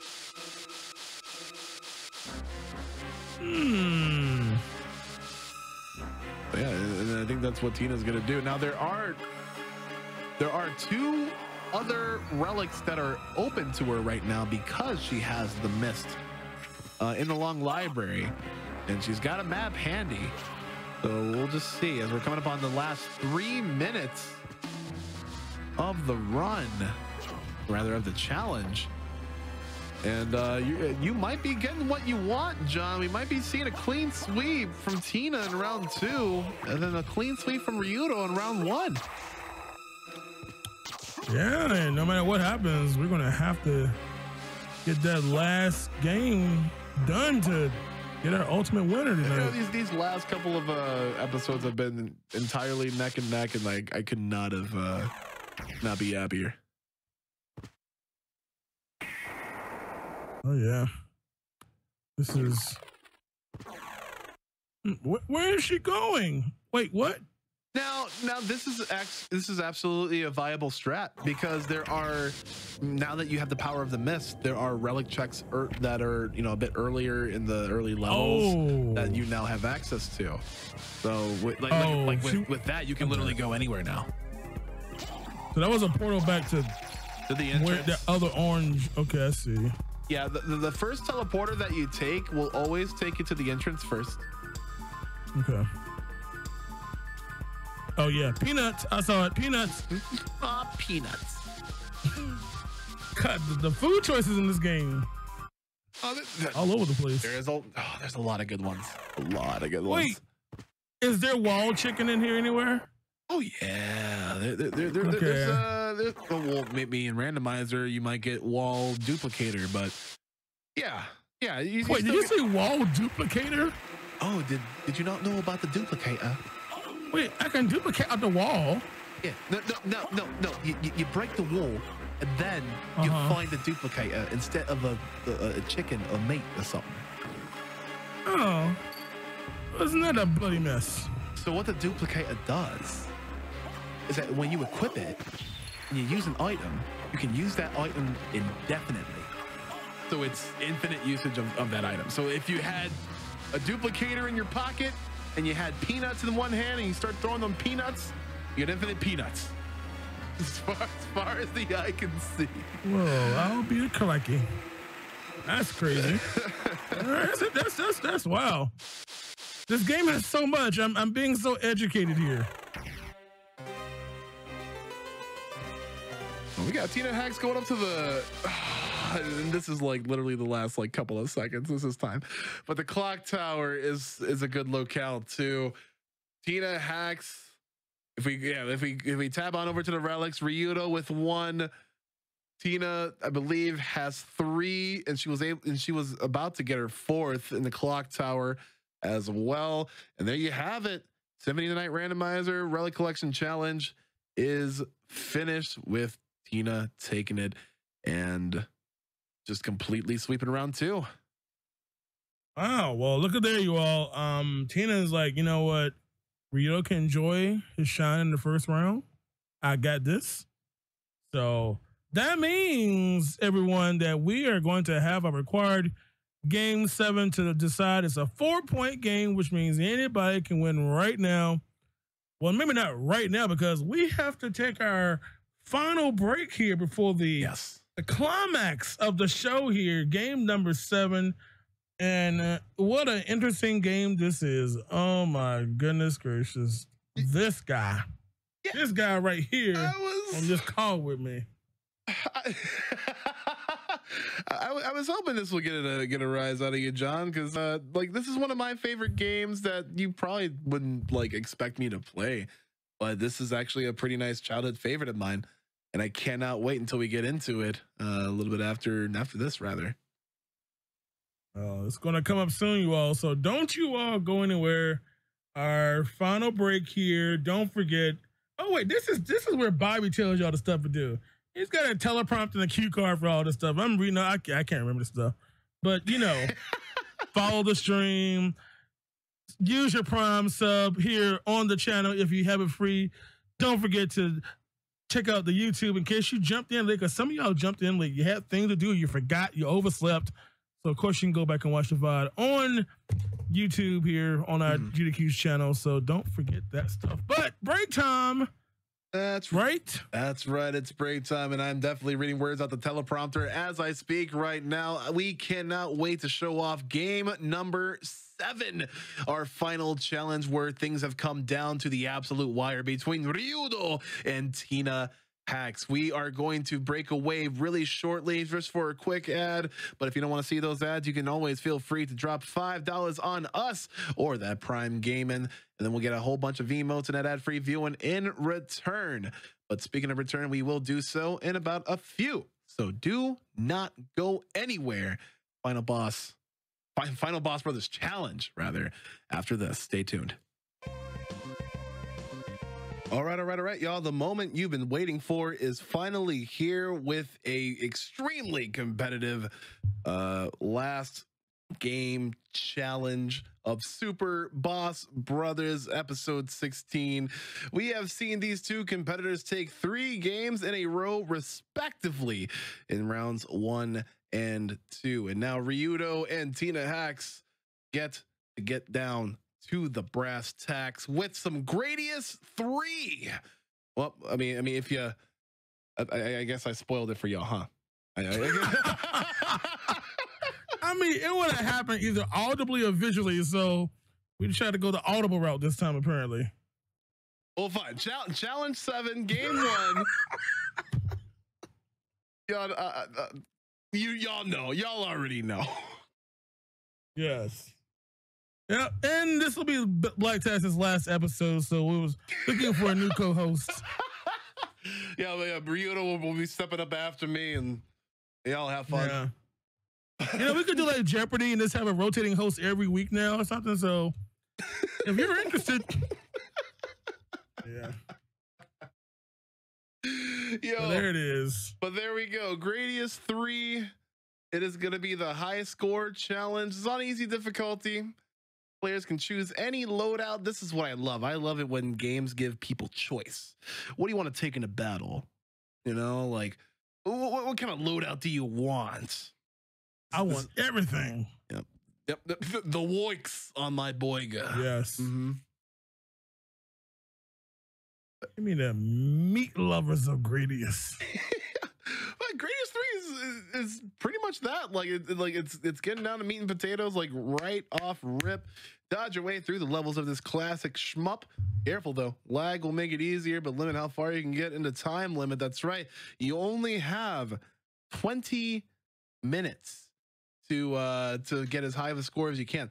Now, I really wanted so there was a modification of Gradius III that removes like all of the lag in the game, and I really wanted to find that. I just could not find that in time. This is just regular OG, but it's really nice to see that, you know, they're kind of modifying these games with, like, you know, like the extra chips, quote unquote, that make the processing power possible. But we're gonna be seeing vanilla Gradius III right here. You know a little bit about this game, John?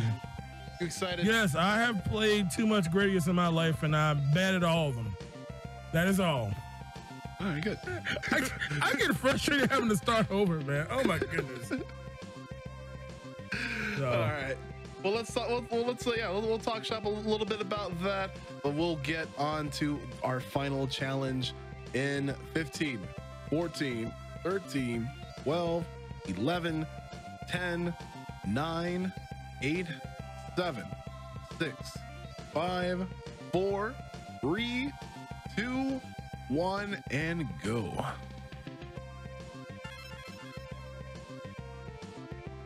I must say, edit mode is so good in this Gradius III to just fine tune what you want. Oh my goodness.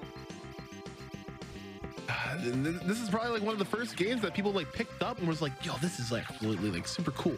Then they get to like a certain segment, maybe about like 3.5 minutes in, and there's like, yes. Oh my goodness. I'm trying to remember great, but oh my god, volcano shooting out stuff and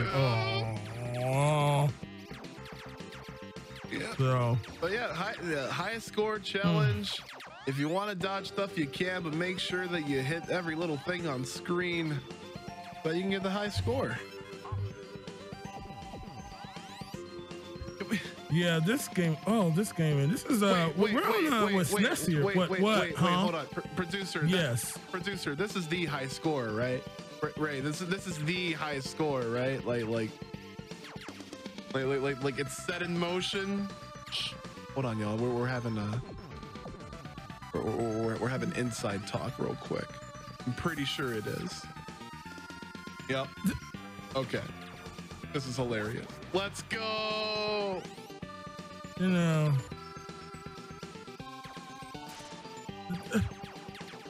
Uh-oh. Okay. Here it comes.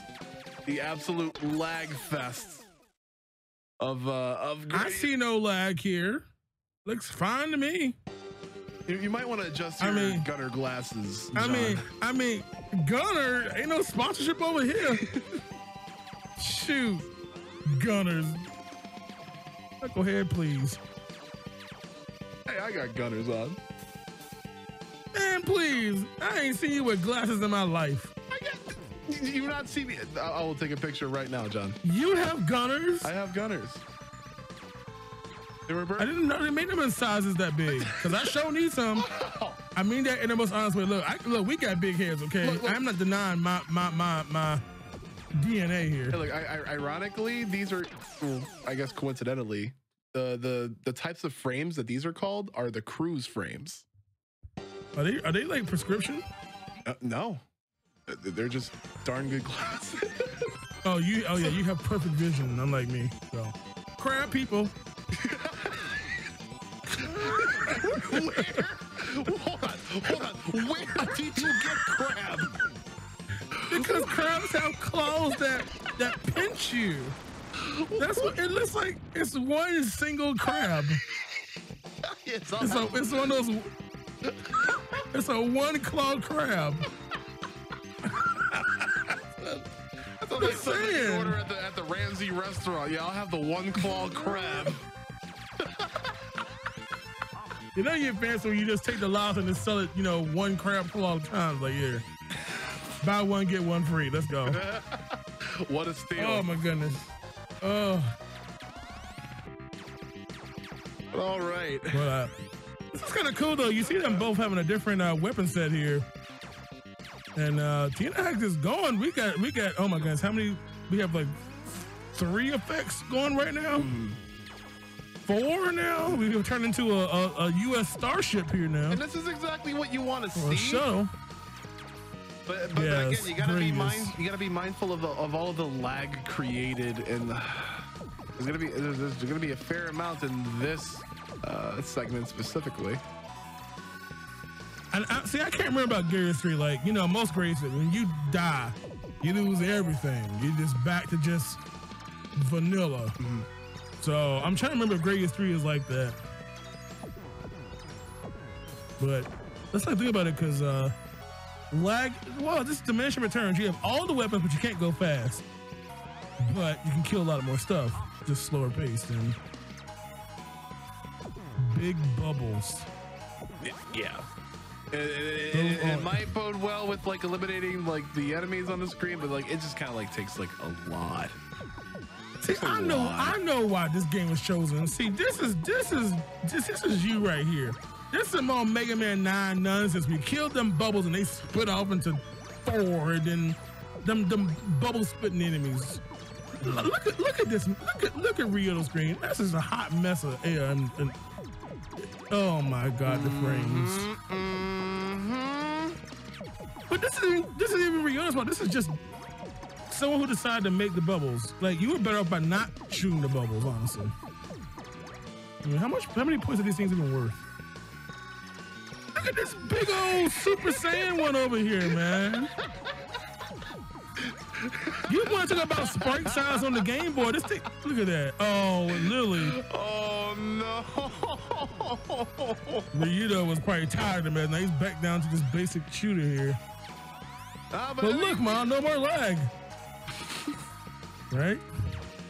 Yeah, that's the I guess like the best part about it. Look at the size of that bubble. Don't y'all ever complain about Mega Man Game Boy when you see a bubble that big on the screen. Literally half of the entire screen is taken up by one single enemy. Space bubble. And it's not an X game. Amazing. Look at this. Oh God, here comes Queen Bubble over here. Queen Bubble. Look at this. Look at that. It's like a crab people inside the bubble now. What is this? Crab people. I'm just saying that's a disturbing looking boss here. Our next question of the Tale of the Tape of Super Boss Brothers is like, is this a crab people? It's like a floating circulatory system here. It's like a water horseshoe. What is this thing, man? Like, does this even have a name besides boss? I'm pretty sure if you look at the instruction manual on this nest, the literal name is not a crab. There's some freaky looking bosses in this game, man. They really are. What happened to just like destroying another ship? No, we have these water crab vascular systems we're trying to. Oh my goodness. Too much in this game, man. This is hilarious. Here we go. Take 2 on Ryo's screen. Oh, look at it. Has an eyeball. It's like. And like, I mean, see, I guess crabs have eyeballs. We're just gonna call everything a crab. I don't know. Just, oh my goodness. Yeah, look at all. Oh my God. Look at the frame rate on Tina's. Oh my, there's so much happening. Oh God. This is like. Yeah, this is absolutely. But at least like you got that spread enough to just fell any foe here pretty much, and like making sure that you have like all bits of terrain covered. But even though you're lagging up the screen, you're still coming into at least again standing strong at over 75,000. Yeah, Tina ain't had a game over yet, so I mean, goodness, this is going and going and going here.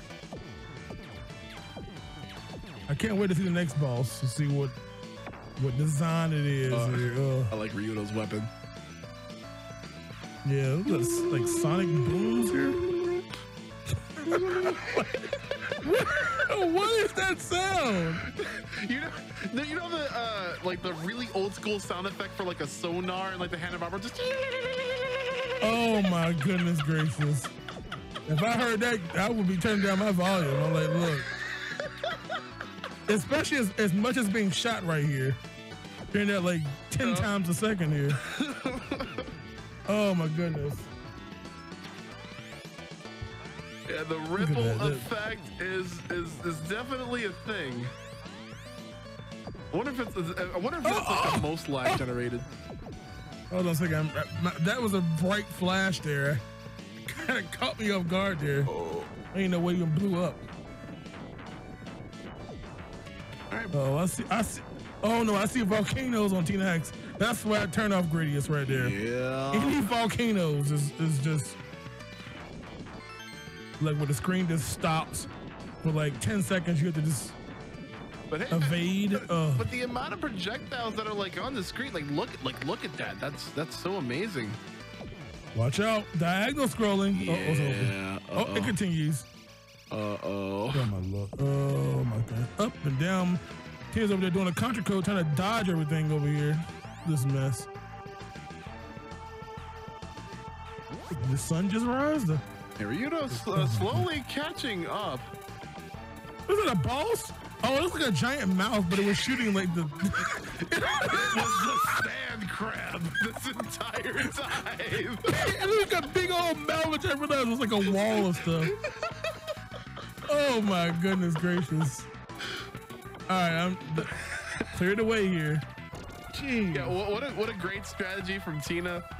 You know, just clearing a path with those lasers, and like you're gonna be. Oh my god! Look how slow it is. Yeah, we've officially gone into. You ever play Mario Kart 64 with 4 people? Like this is. Yeah. it's just like, oh my god, those laser beams are just too strong. Polo Super Nintendo. That superpower ain't hold up too much now. Oh yeah. We're gonna be here for a while, chat. We're gonna. I mean, she's staying alive. Can't nothing hit her. I mean, look at that. Like literally, she's taking over the entire center third of the screen on the right, so nothing will live. Yeah, really nice loadout. So sometimes, and again, she went with the standard pretty much. So, hey, if it ain't broke, don't fix it. Yeah, it works. I mean, no game over, still building that score. What, like 100,000 now? Yeah, getting pretty close to it. Still not out of the woods with these this cave segment here. I get really nervous when she grabs a power up. That's when it gets to the ground. The screen has stopped. I don't like that. I mean, get ready for the stalactite crabs. More crab people. Crab people. These lasers are making incredible work. I mean, even the little orange things are shooting lasers. Like, how can anyone even get through? It's just. What's going on now? I don't like this. What is this? What is it? It was an illusion this entire time. Surrender and die. Okay, it's robot crab now here. What's going on here? Oh my! Oh, what? Nice. Excuse threading me. that needle there. Thank God for life. Okay. There's laser shooting left and right now. If you want to maximize the DPS, it's a lot. But Tina's got some pretty nice damage right down the board. Yeah, that's just total destruction there. Jeez. Really, really great. Yeah.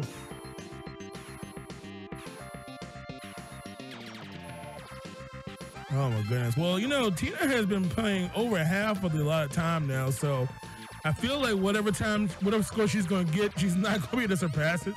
Possibly, Yeah, this was because this is like one credit here. Yeah, this is such an immaculate display of Gradius III by Tina, and no discredit to Ryudo because one, right on her tail, two, like in progression, two, still has I was gonna say platform, but still has maneuvered his way all the way here, only on one game over.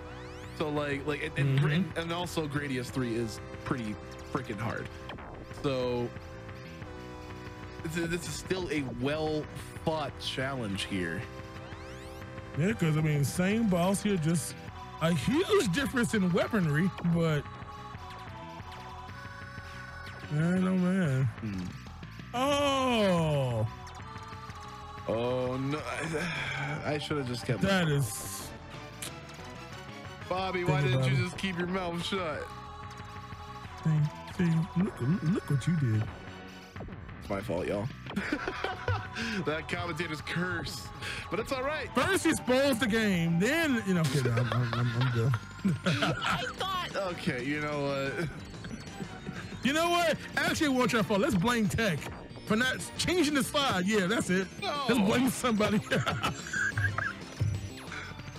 No, I admit Now it. that both of us have been let go. I'm taking the L.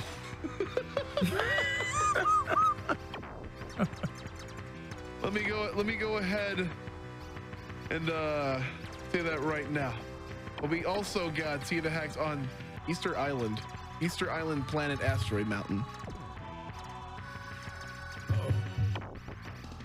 Easter Island Asteroid Mountain. I'm so torn between the game I'm watching now. Like, I mean, I want to go play Mario Land now. Oh yeah, that's what I immediately thought about. Doop doop doop doop doop doop. Well, we all know it's gonna be featured next Boss Brothers episode. That's right.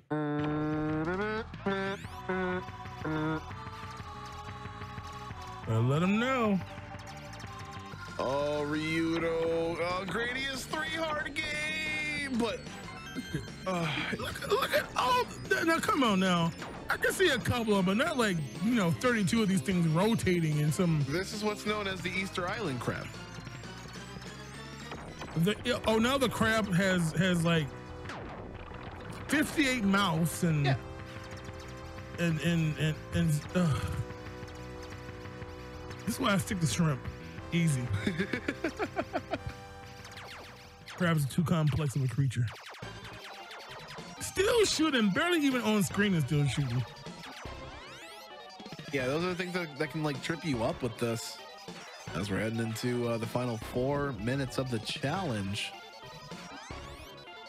Tina Hacks is, Tina Hacks did not win the first 3 games, and now possibly 4 straight in a row to take the victories. Oh boy. What a hefty score, 170,000 and still building. This boss. That is a crab. Those are crab. Those are crab rocks. Crabs.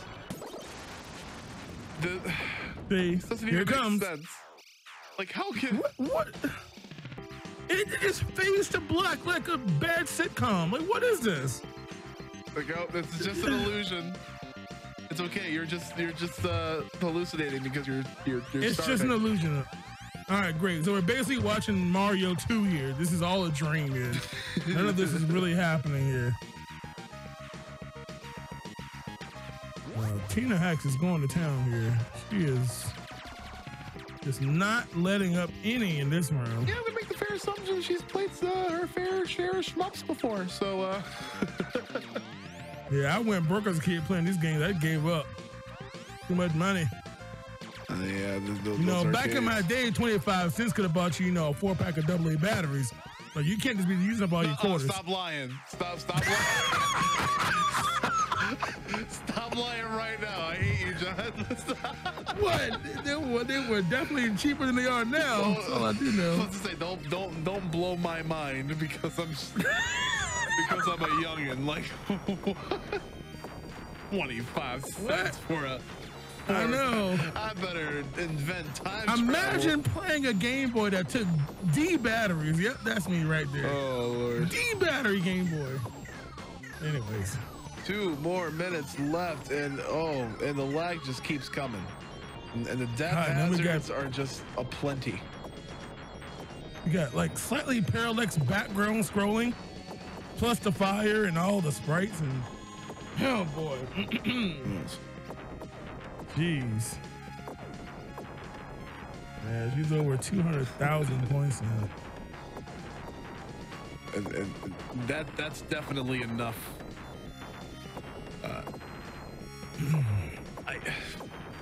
I'm honestly like I've never been this good at Gradius. I'm still not this good as Tina is at Gradius. Oh, I didn't turn off the game by now. So just watching this masterful display right before my very eyes, Like it's just so great. Yeah, this is pretty impressive. Oh, okay. Well, that's definitely not a crab. That's a snake crab. Yes, this is Volvakia from Ocarina of Time here. Here we go. Oh wait, it has two heads. Never mind. Volva. Wait, how does it have two? What is it? You know what I'm talking about, that one, boss. Yeah. No, this reminds me of like the little dragon heads that you have to platform on in Ghosts and Goblins, Super Ghouls and Ghosts, I think. Oh, goodness gracious. Oh my, what? Oh wait, you know I what? think they're the exact same sprite, actually. Yeah, they might be. Oh, I see a little sprite flicker here. The game is starting to delete itself here. It's just too much. Look at this. Final few seconds here, and yeah, see if Tina's got this in the bag.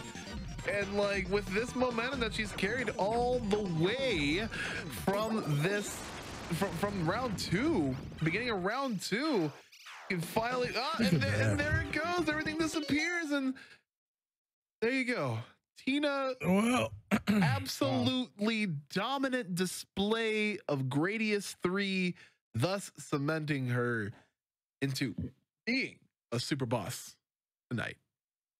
That's right. The 4 straight games here, taking the points up to 10 there, and she is our super boss indeed. Wow, I'm impressed. 243,000 points. Yeah, just marvel at that high score. No game over. I'm not even sure if did she die? I can't tell. She's got 18 lives. I don't think. Not even once. Hashtag not even once. Yeah, that's pretty impressive there on Gradius. Any Gradius for that matter.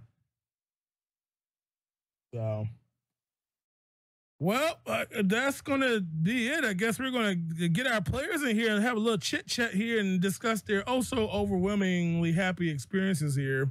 Let's see here. Where is my mouse pad? My mouse. Bing. Bing. That was awesome. Oh, alrighty. Hey, you two. Well, first of all, congratulations to Tina Hacks. The comeback is real here. Heck yeah. Had to keep it exciting. Ryudo took the first 3 games, and Tina Hacks was just like, this ain't gonna happen, and just bam, bam, bam, bam. Last 4 games, won them all. It's, now think about it this way, regardless of the point system. I mean, it was 4 games won for you, 3 games for Ryudo. So that honestly itself is close, you know. Oh yeah. You know, we do make the points more increasing on the later games, but still 4 games won versus 3 games won is literally just a difference of 1 game being won. So that's really, really good. But I'm impressed. I don't know how much shoot 'em ups you do. I'm sorry, I said it wrong. Shmups. But not a lot. It's been probably 20, 25 years since I've played Gradius. Have you played 3 ever? In the arcade, yeah. That's the only place I played. It was in the arcade, so yeah. It looks like you were using that lag to your advantage, eh?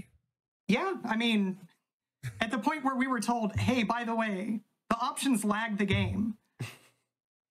I like being alive. I feel like I usually get more points when I'm alive than when I'm dead. So yeah, that's usually how it works there indeed. So, but yeah, congrats to you on that. And I guess we're gonna kind of recap the whole thing. And again, Ryudo, not to minimize you, but I mean obviously fantastic job there, because many, as me and Byron were saying, a lot of games were very, very close. I mean, Ninja Gaiden, y'all were just almost in the same spot so many times, but even with all that silly wind and knockback and all that, Ninja Gaiden won that one. Wonderful effects. Oh my goodness! Yeah, we definitely had you hitting the ground running with Ninja Gaiden, but then I'm really interested on hearing opinions about the other games as well. Honestly, I feel like they were all fun. I feel very lucky that neither I nor Ryudo really had much experience with Soten. So we got to just really show just the most clown gameplay that anybody's ever seen with that video game, I'm pretty sure. Yeah, it was great that you all gave us all maps and all the information and like the commands and all that sort of stuff. And I'm like, all right, step 1, jump. All right, we're good.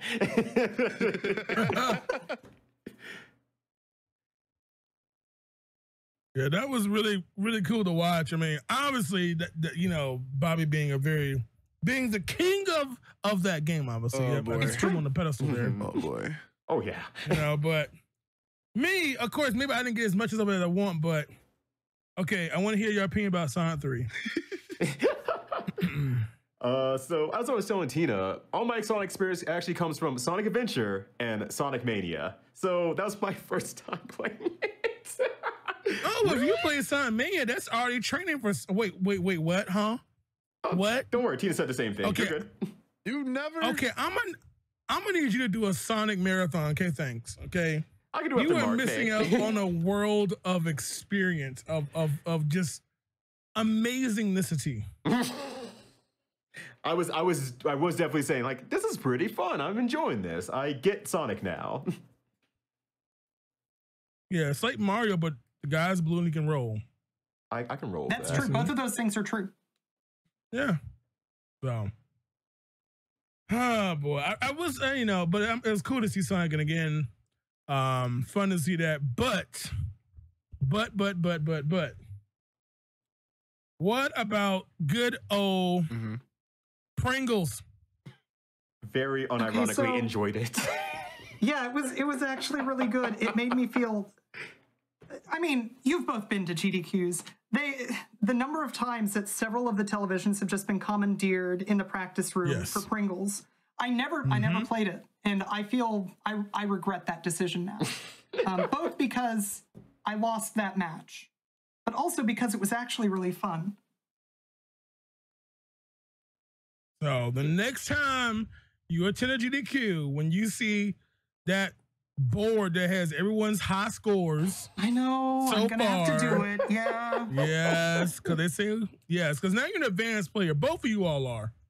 Right. You know. We played it more than once. I expect to see your names in the top 5. Remember, by the way, we did mention that Rito, you have the 107th fastest time in the world now in Pringles. Yeah, let me interject here. Yeah, congratulations on your first official speed run. I was gonna say, it was not supposed to be, you know? It was not supposed to be like this. It was supposed to be Lethal Weapon for the NES. I was just talking about it yesterday. Yes, you are now a speedrunner of Pringles. This is the second worst day of my life. Yeah, didn't someone submit the run on his behalf? Is that what I heard? Well, I think that we have all the mods in the board and chat, right? I hope. Because honestly, we could go down to IL times, and because they have individual leaderboards per level, so we could, you know, somebody can go back and frame count this video here and see exactly what time you got, and your name be all over the place. he was pretty crisp on that. Actually, for both of y'all for ILs now. Yeah, man, that black pepper. That black pepper. That black pepper. Yeah. But yeah, super good with that, and it's a really, the thing I like about Pringles is that it's a really short burst. It can get competitive pretty quick. Like y'all were pretty neck and neck by like maybe about 1 or 2 games at most, or levels at most. So like super good with the string there. Then we got Darkwing Duck for the Game Boy. Have any of you played it before? And what was your experience with this in the challenge? It was interesting. I have not played it before. I've played neither the Game Boy nor the NES version. I've watched NES speedruns, of course, but that's it. Yeah, I was gonna say about the same. I was one of my good friends, or I guess say our good friend, Mini Matt, decided for that 1-day speedrun-a-thon, decided to do Darkwing Duck for the NES. So I got to see the game, but I never got to experience it until now. Okay, so that means y'all both gonna run it now. Okay, cool.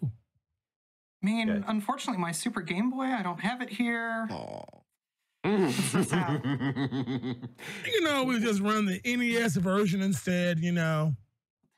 Oh, gonna be real, that seems like it's probably the better version. Yeah, it has color at least. That statement's gonna make exactly one person very angry. Wow, it has color. It has color. And Darkwing Duck is not 1/5 of the screen, as Tina pointed out. You see, Bobby, they complain about the size of this one.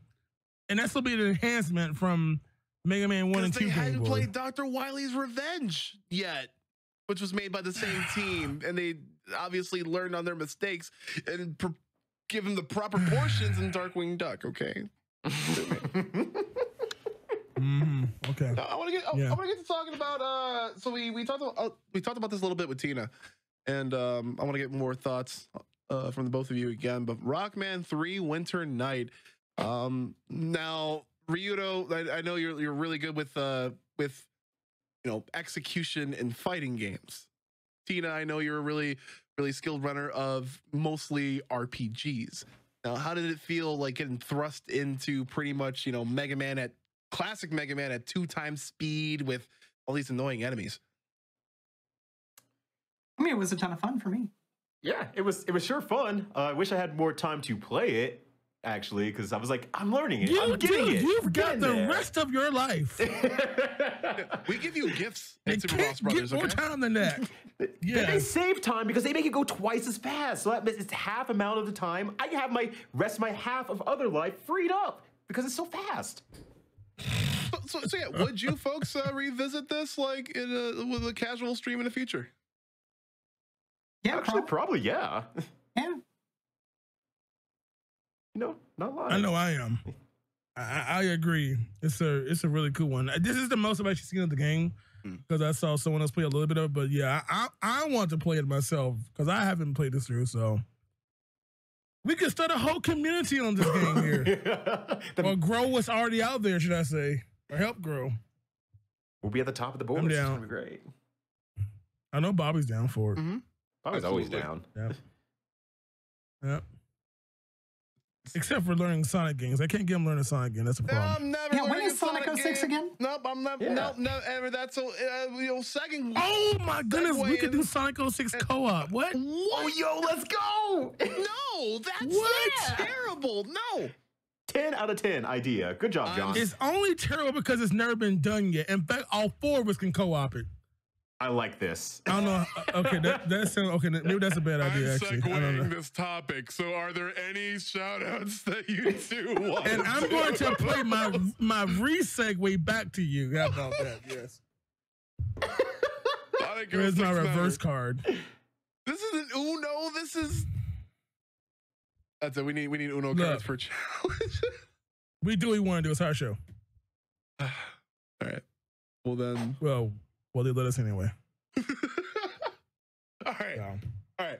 So before I get the Sonic 06 co-op urge, the itch, the bug, I definitely want to give these two competitors a platform to shill their stuff. Tell the chat, tell the people watching at home what they're all about, where you can find them, and what projects they're going to be interested in the immediate future. So, Super Boss, Tina Hacks, you can go first. Who are you? Yeah, so I'm Tina Hex. I do speedruns. Lately, it's been a lot of Final Fantasy V, Final Fantasy VI, been pushing the time down there. I actually do a ton of platformers as well, Shantae, Mario, things along those lines. I also run a show here on GDQ where people who aren't me and are actually good at video games show off being good at RPGs, called Tina's RPG Show, I guess. But yeah, I stream almost every day over at splits.red. So yeah, ton of fun. Nice suit. Ryudo, the strong contender. Now, this is a pretty unique field for you to jump into when it comes to speed running, becoming a speed runner. Are we going to be seeing more speed runs at your channel, especially of Pringles? What are you about? Who are you? What do you do? So, howdy everyone. Name's Ryudo. Mostly on the fighting game scene of things, but at least on the streaming side, I do a lot of themed months, I think is the best way to put it. So this next month coming up is going to be Mario May. As very similar to Sonic, I have not played many old school Mario games either, so I'm going to get on that. But, I just kind of go through different months, try different things, just fool around. Currently doing like Gradius III, for example. That's how much I'm fooling around. Do some fighting game stuff all the time, enjoy myself, and just hype up friends every Monday, Wednesday, Friday, and early morning Saturday, because I'm a morning person. And yes, for speedruns, I do actually legitimately want to run Lethal Weapon because the music's good, and that's actually the reason. That's dope. I really, really appreciate when FGC and other competitive adjacent folks dive into speedrunning, because there's a lot that translates into just learning the foundation of a game and just running with it. So I think you're gonna be a fine speedrunner. Welcome to the fold, buddy. And I'm super sorry to have your first speedrun be Pringles.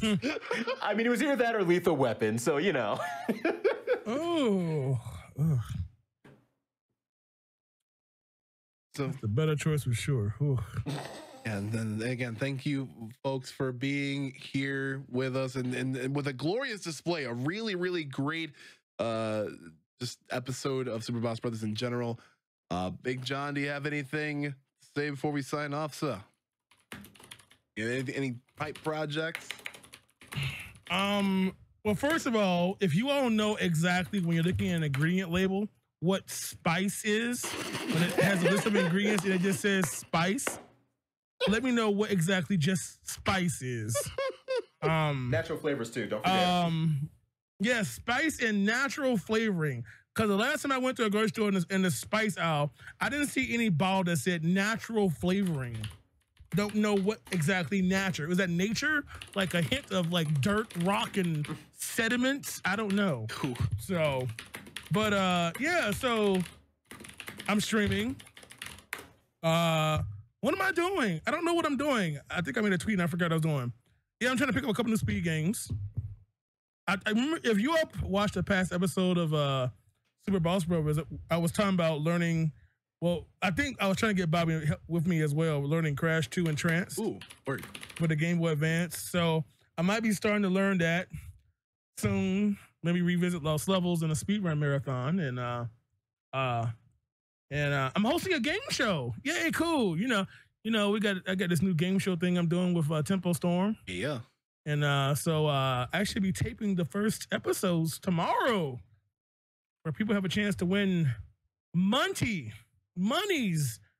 that they can use to buy Bobby copies of Sonic 06. How about that transition, eh? Nope, I'm not playing Sonic 06. I'm not speedrunning Sonic 06. Don't give me Sonic 06. You cannot appreciate how amazing that game is not until you play it. The thing is, I was there for the partner push. I remember the Sonic 06 promises that you definitely made. I sure do, because I have clips. I have clips. You're really gonna do this on you ain't gonna be, you ain't gonna be one of them. Going to, we have, and I had backup. You can't be one of those streamers who makes incentives and doesn't honor them. Oh, you're really gonna do this on my show? I got you, man. You may love it. Look, Sonic 06, okay, is in the carts. All right. That's all I'll say. It's in all of our shopping carts to buy you, right? No, it's when we get to it is when we get to it. When I acquire it is when I acquire it. However, it will not be tomorrow. Yeah, because it's 2-day shipping from Amazon, so I understand. Yeah, exactly. And you already own a 360, right? Exactly.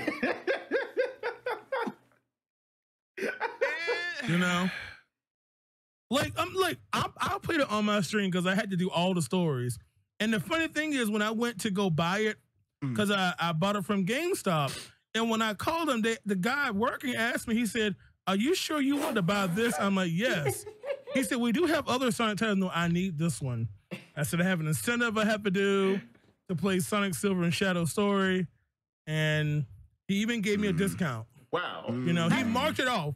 It was already $4.99. He was trying to protect you. He deserves a promotion. I agree. He was trying to help it, to basically elongate my life. Dude, that's what it is. Dude, why don't you just let me borrow your copy of Sonic 06, John? Man, please, I stepped on that thing.